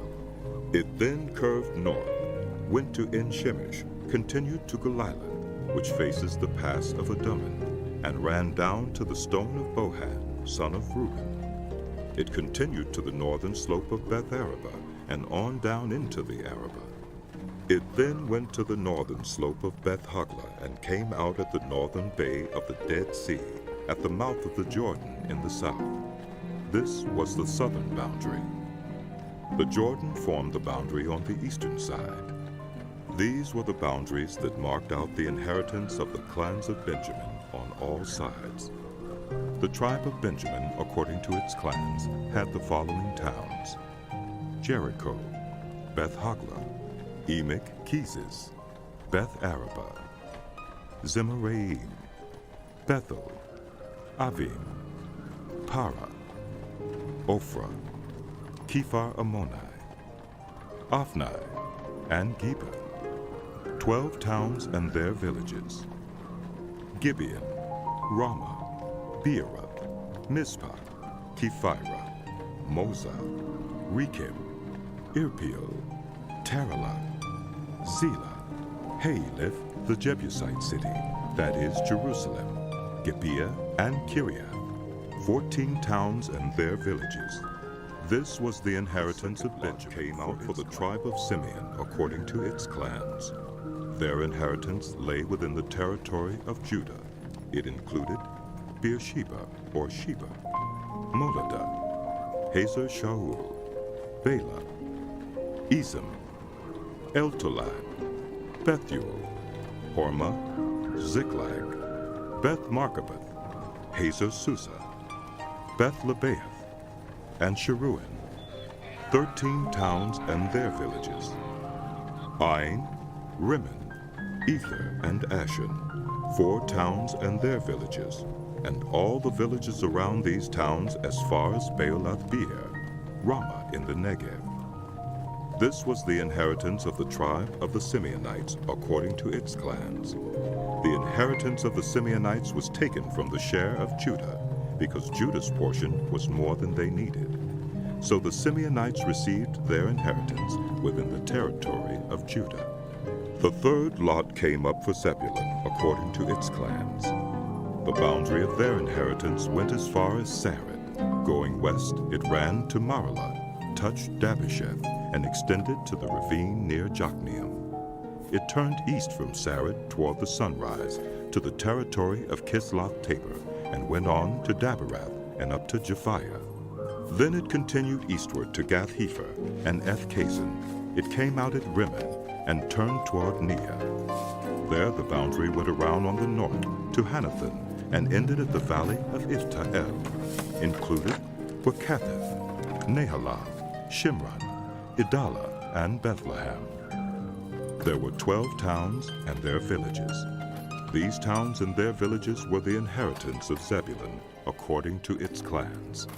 The fourth lot came out for Issachar, according to its clans. Their territory included Jezreel, Kisloth, Shunem, Hapharaim, Shion, Naharath, Rabbith, Kishion, Ebis, Remeth, En Ganim, En Hada, and Beth Pazzis. The boundary touched Tabor, Shahazuma, and Beth Shemesh, and ended at the Jordan. There were 16 towns and their villages.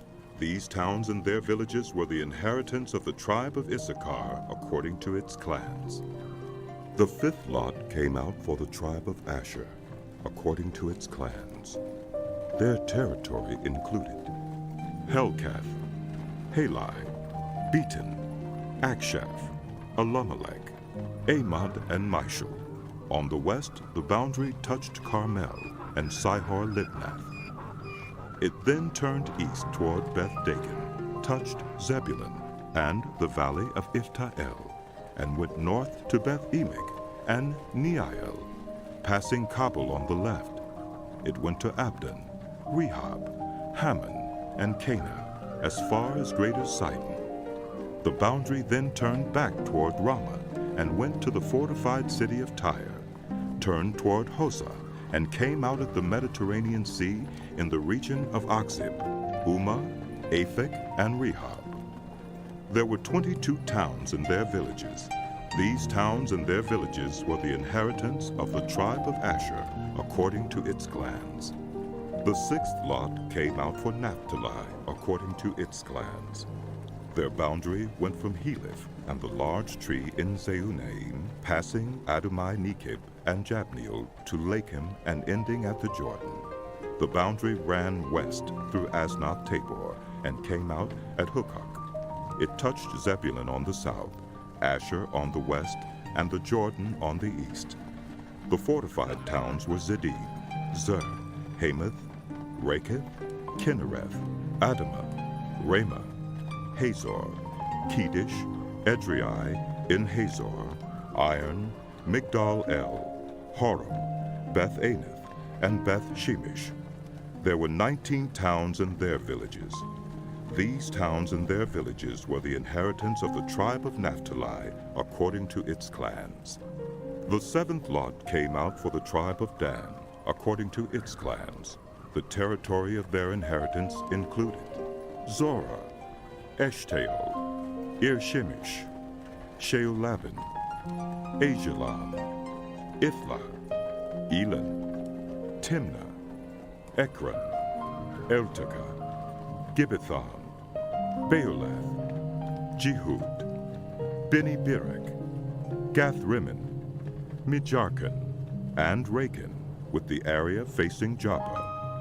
When the territory of the Danites was lost to them, they went up and attacked Leshem, took it, put it to the sword, and occupied it.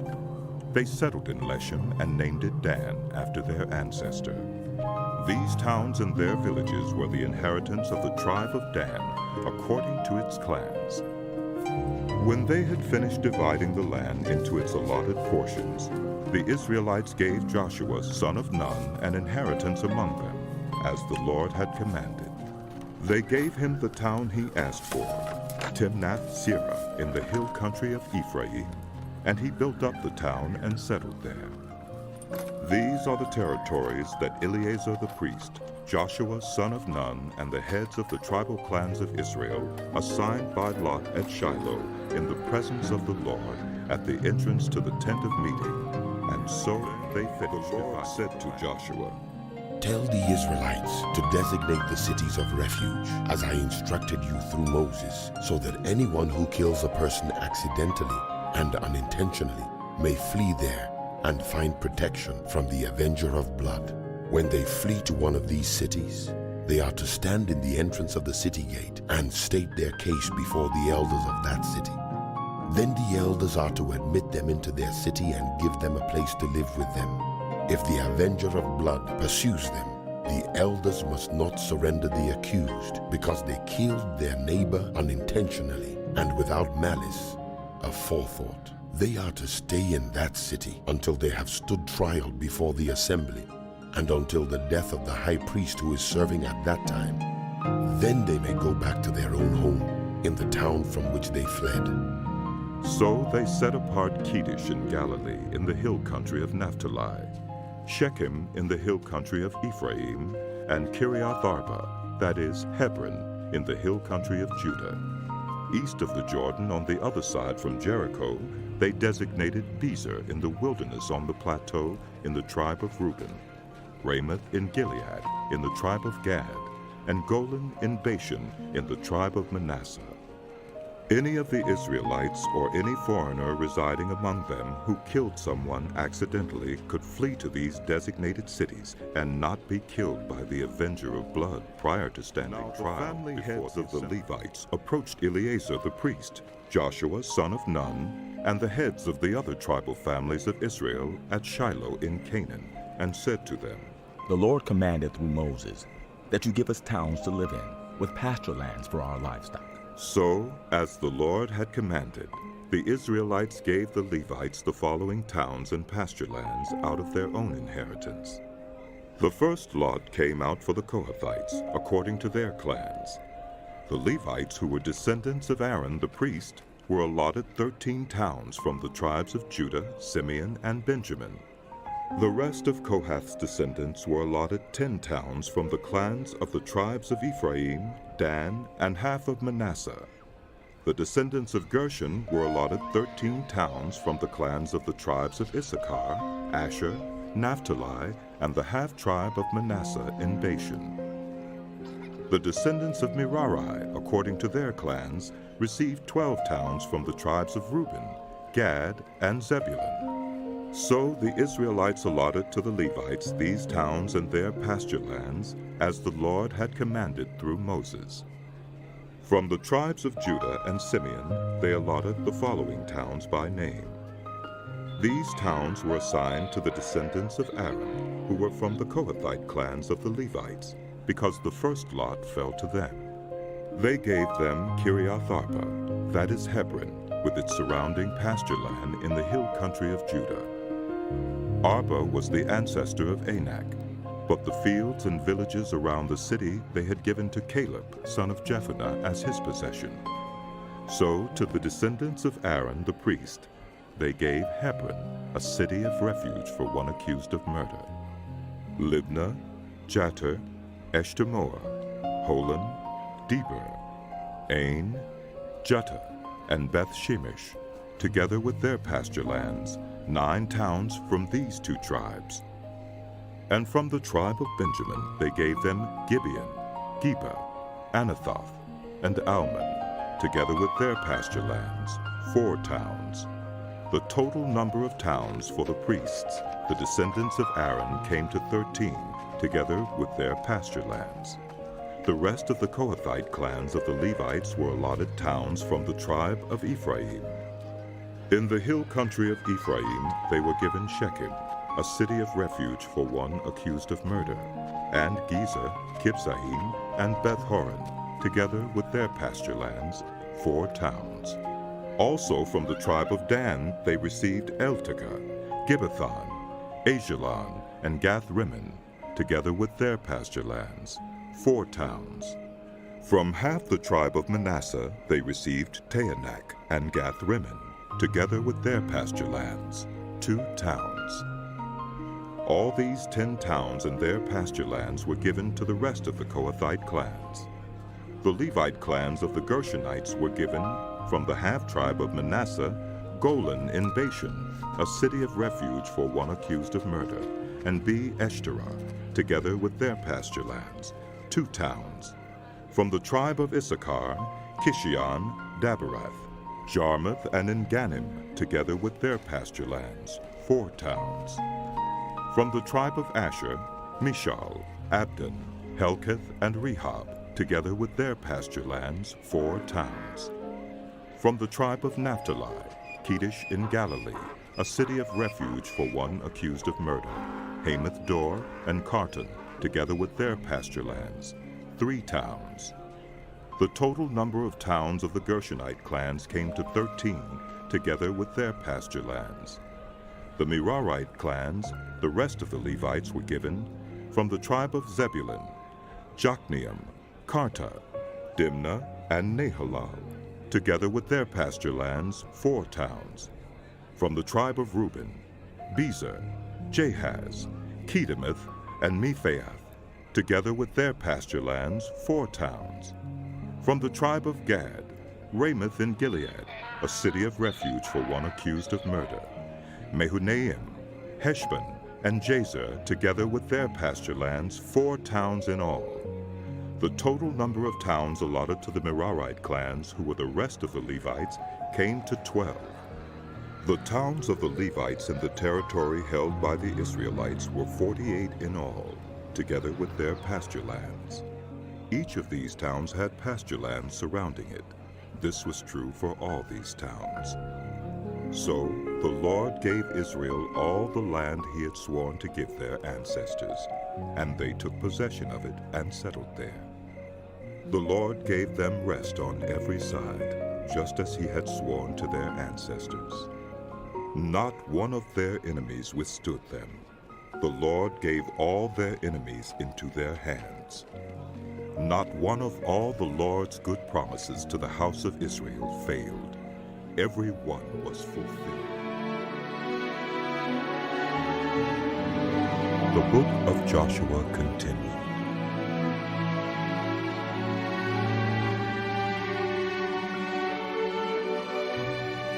Then Joshua summoned the Reubenites, the Gadites, and the half-tribe of Manasseh, and said to them, You have done all that Moses, the servant of the Lord, commanded, and you have obeyed me in everything I commanded.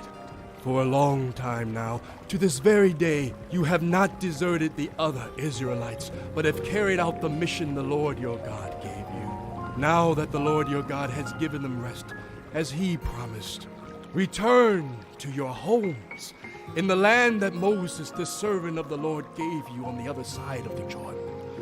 But be very careful to keep the commandment and the law that Moses, the servant of the Lord, gave you, to love the Lord your God, to walk in obedience to him, to keep his commands, to hold fast to him, and to serve him with all your heart and with all your soul. Then Joshua blessed them and sent them away, and they went to their homes.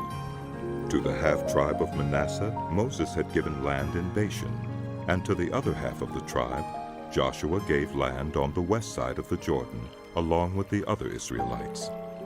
When Joshua sent them home, he blessed them, saying, Return to your homes with your great wealth, with large herds of livestock, with silver, gold, bronze, and iron, and a great quantity of clothing. And divide the plunder from your enemies with the other members of your tribes. So the Reubenites, the Gadites, and the half-tribe of Manasseh left the Israelites at Shiloh in Canaan to return to Gilead, their own land, which they had acquired in accordance with the command of the Lord through Moses. When they came to Geliloth near the Jordan in the land of Canaan, the Reubenites, the Gadites, and the half-tribe of Manasseh built an imposing altar there by the Jordan. And when the Israelites heard that they had built the altar on the border of Canaan at Geliloth near the Jordan on the Israelite side, the whole assembly of Israel gathered at Shiloh to go to war against them. So the Israelites sent Phinehas, son of Eleazar, the priest, to the land of Gilead, to Reuben, Gad, and the half-tribe of Manasseh. With him they sent 10 of the chief men, one from each of the tribes of Israel, each the head of a family division among the Israelite clans. When they went to Gilead, to Reuben, Gad, and the half-tribe of Manasseh, they said to them, The whole assembly of the Lord says, How could you break faith with the God of Israel like this? How could you turn away from the Lord and build yourselves an altar in rebellion against him now? Was not the sin of Peor enough for us? Up to this very day, we have not cleansed ourselves from that sin, even though a plague fell on the community of the Lord. And are you turning away from the Lord? If you rebel against the Lord today, tomorrow he will be angry with the whole community of Israel. If the land you possess is defiled, come over to the Lord's land where the Lord's tabernacle stands and share the land with us. But do not rebel against the Lord or against us by building an altar for yourselves other than the altar of the Lord our God. When Achan son of Zerah was unfaithful in regard to the devoted things, did not wrath come on the whole community of Israel? He was not the only one who died for his sin. Then Reuben, Gad, and the half-tribe of Manasseh replied to the heads of the clans of Israel. The mighty one, God the Lord. The mighty one, God the Lord, he knows, and let Israel know. If this has been in rebellion or disobedience to the Lord, do not spare us this day. If we have built our own altar to turn away from the Lord and to offer burnt offerings and grain offerings, or to sacrifice fellowship offerings on it, may the Lord himself call us to account. No. We did it for fear that someday your descendants might say to ours, "What do you have to do with the Lord, the God of Israel? The Lord has made the Jordan a boundary between us and you Reubenites and Gadites. You have no share in the Lord, so your descendants might cause ours to stop fearing the Lord. That is why we said, let us get ready and build an altar, but not for burnt offerings or sacrifices. On the contrary, it is to be a witness between us and you, and the generations that follow, that we will worship the Lord at his sanctuary with our burnt offerings, sacrifices, and fellowship offerings. Then in the future, your descendants will not be able to say to ours, you have no share in the Lord. And we said, if they ever say this to us or to our descendants, we will answer, look at the replica of the Lord's altar which our people built, not for burnt offerings and sacrifices, but as a witness between us and you. Far be it from us to rebel against the Lord and turn away from him today by building an altar for burnt offerings, grain offerings, and sacrifices, other than the altar of the Lord our God that stands before his tabernacle. When Phinehas the priest and the leaders of the community, the heads of the clans of the Israelites, heard what Reuben, Gad, and Manasseh had to say, they were pleased. And Phinehas, son of Eleazar the priest, said to Reuben, Gad, and Manasseh, Today we know that the Lord is with us because you have not been unfaithful to the Lord in this matter. Now you have rescued the Israelites from the Lord's hand. Then Phinehas, son of Eleazar the priest, and the leaders returned to Canaan from their meeting with the Reubenites and Gadites in Gilead, and reported to the Israelites. They were glad to hear the report and praised God. And they talked no more about going to war against them to devastate the country where the Reubenites and the Gadites lived. And the Reubenites and the Gadites gave the altar this name, a witness between us, that the long time had passed, and the Lord had given Israel rest from all their enemies around them. Joshua, by then a very old man, summoned all Israel, their elders, leaders, judges, and officials, and said to them, I am very old. You yourselves have seen everything the Lord your God has done to all these nations for your sake. It was the Lord your God who fought for you. Remember how I have allotted as an inheritance for your tribes all the land of the nations that remain, the nations I conquered, between the Jordan and the Mediterranean Sea in the west. The Lord your God himself will push them out for your sake. He will drive them out before you, and you will take possession of their land as the Lord your God promised you. Be very strong.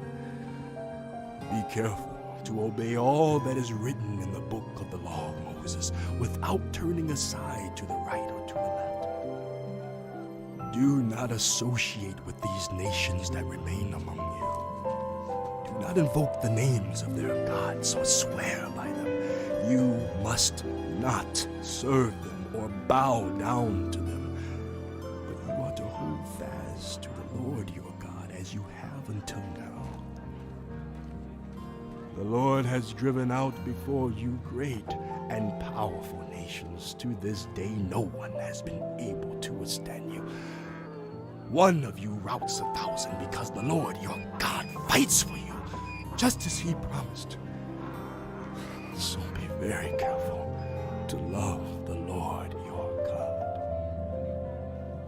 But if you turn away and ally yourselves with the survivors of these nations that remain among you, and if you intermarry with them and associate with them, then you may be sure that the Lord your God will no longer drive out these nations before you. Instead, they will become snares and traps for you, whips on your backs and thorns in your eyes, until you perish from this good land which the Lord your God has given you. Now, I am about to go the way of all the earth. You know with all your heart and soul that not one of all the good promises the Lord your God gave you has failed. Every promise has been fulfilled. Not one has failed. But just as all the good things the Lord your God has promised you have come to you, so he will bring on you all the evil things he has threatened, until the Lord your God has destroyed you from this good land he has given you. If you violate the covenant of the Lord your God which he commanded you, and go and serve other gods and bow down to them, the Lord's anger will burn against you, and you will quickly perish from the good land. Then Joshua assembled all the tribes of Israel at Shechem. He summoned the elders, leaders, judges, and officials of Israel, and they presented themselves before God. Joshua said to all the people, This is what the Lord, the God of Israel, says. Long ago, your ancestors, including Terah, the father of Abraham and Nahor, lived beyond the Euphrates River and worshipped other gods. But I took your father Abraham from the land beyond the Euphrates and led him throughout Canaan and gave him many descendants. I gave him Isaac, and to Isaac I gave Jacob and Esau. I assigned the hill country of Seir to Esau, but Jacob and his family went down to Egypt. Then I sent Moses and Aaron, and I afflicted the Egyptians by what I did there. And I brought you out. When I brought your people out of Egypt, you came to the sea, and the Egyptians pursued them with chariots and horsemen as far as the Red Sea. But they cried to the Lord for help, and he put darkness between you and the Egyptians. He brought the sea over them and covered them. You saw with your own eyes what I did to the Egyptians. Then you lived in the wilderness for a long time. I brought you to the land of the Amorites, who lived east of the Jordan. They fought against you, but I gave them into your hands. I destroyed them from before you, and you took possession of their land. When Balak, son of Zippor, the king of Moab, prepared to fight against Israel, he sent for Balaam, son of Beor, to put a curse on you. But I would not listen to Balaam, so he blessed you again and again, and I delivered you out of his hand. Then you crossed the Jordan and came to Jericho. The citizens of Jericho fought against you, as did also the Amorites, Perizzites, Canaanites, Hittites, Girgashites, Hivites, and Jebusites. But I gave them into your hands. I sent the hornet ahead of you, which drove them out before you, also the 2 Amorite kings. You did not do it with your own sword and bow, so I gave you a land on which you did not toil, and cities you did not build, and you live in them, and eat from vineyards and olive groves that you did not plant. Now, fear the Lord and serve him with all faithfulness. Throw away the gods your ancestors worshipped beyond the Euphrates River and in Egypt, and serve the Lord.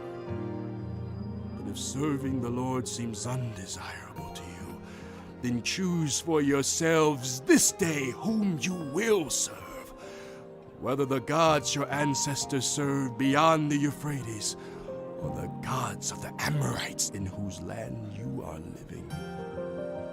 But as for me and my household, we will serve the Lord. Then the people answered, Far be it from us to forsake the Lord, to serve other gods. It was the Lord our God himself who brought us and our parents up out of Egypt, from that land of slavery, and performed those great signs before our eyes. He protected us on our entire journey and among all the nations through which we traveled. And the Lord drove out before us all the nations, including the Amorites, who lived in the land. We too will serve the Lord, because he is our God. Joshua said to the people, You are not able to serve the Lord. He is a holy God. He is a jealous God. He will not forgive your rebellion and your sins. If you forsake the Lord and serve foreign gods, he will turn and bring disaster on you and make an end of you after he has been good to you. But the people said to Joshua, No, we will serve the Lord. Then Joshua said, You are witnesses against yourselves that you have chosen to serve the Lord. Yes, we are witnesses. Yes. They replied. Now then, said Joshua, throw away the foreign gods that are among you, and yield your hearts to the Lord, the God of Israel. And the people said to Joshua, We will serve the Lord our God and obey him. On that day Joshua made a covenant for the people, and there at Shechem he reaffirmed for them decrees and laws. And Joshua recorded these things in the book of the law of God. Then he took a large stone and set it up there under the oak, near the holy place of the Lord. See, he said to all the people, this stone will be a witness against us. It has heard all the words the Lord has said to us. It will be a witness against you if you are untrue to your God. Then Joshua dismissed the people, each to their own inheritance. After these things, Joshua, son of Nun, the servant of the Lord, died at the age of 110, and they buried him in the land of his inheritance at Timnath-Serah, in the hill country of Ephraim, north of Mount Gaash. Israel served the Lord throughout the lifetime of Joshua and of the elders who outlived him and who had experienced everything the Lord had done for Israel. And Joseph's bones, which the Israelites had brought up from Egypt, were buried at Shechem in the tract of land that Jacob bought for 100 pieces of silver from the sons of Hamor, the father of Shechem. This became the inheritance of Joseph's descendants. And Eleazar, son of Aaron, died and was buried at Gibeah, which had been allotted to his son Phinehas, in the hill country of Ephraim.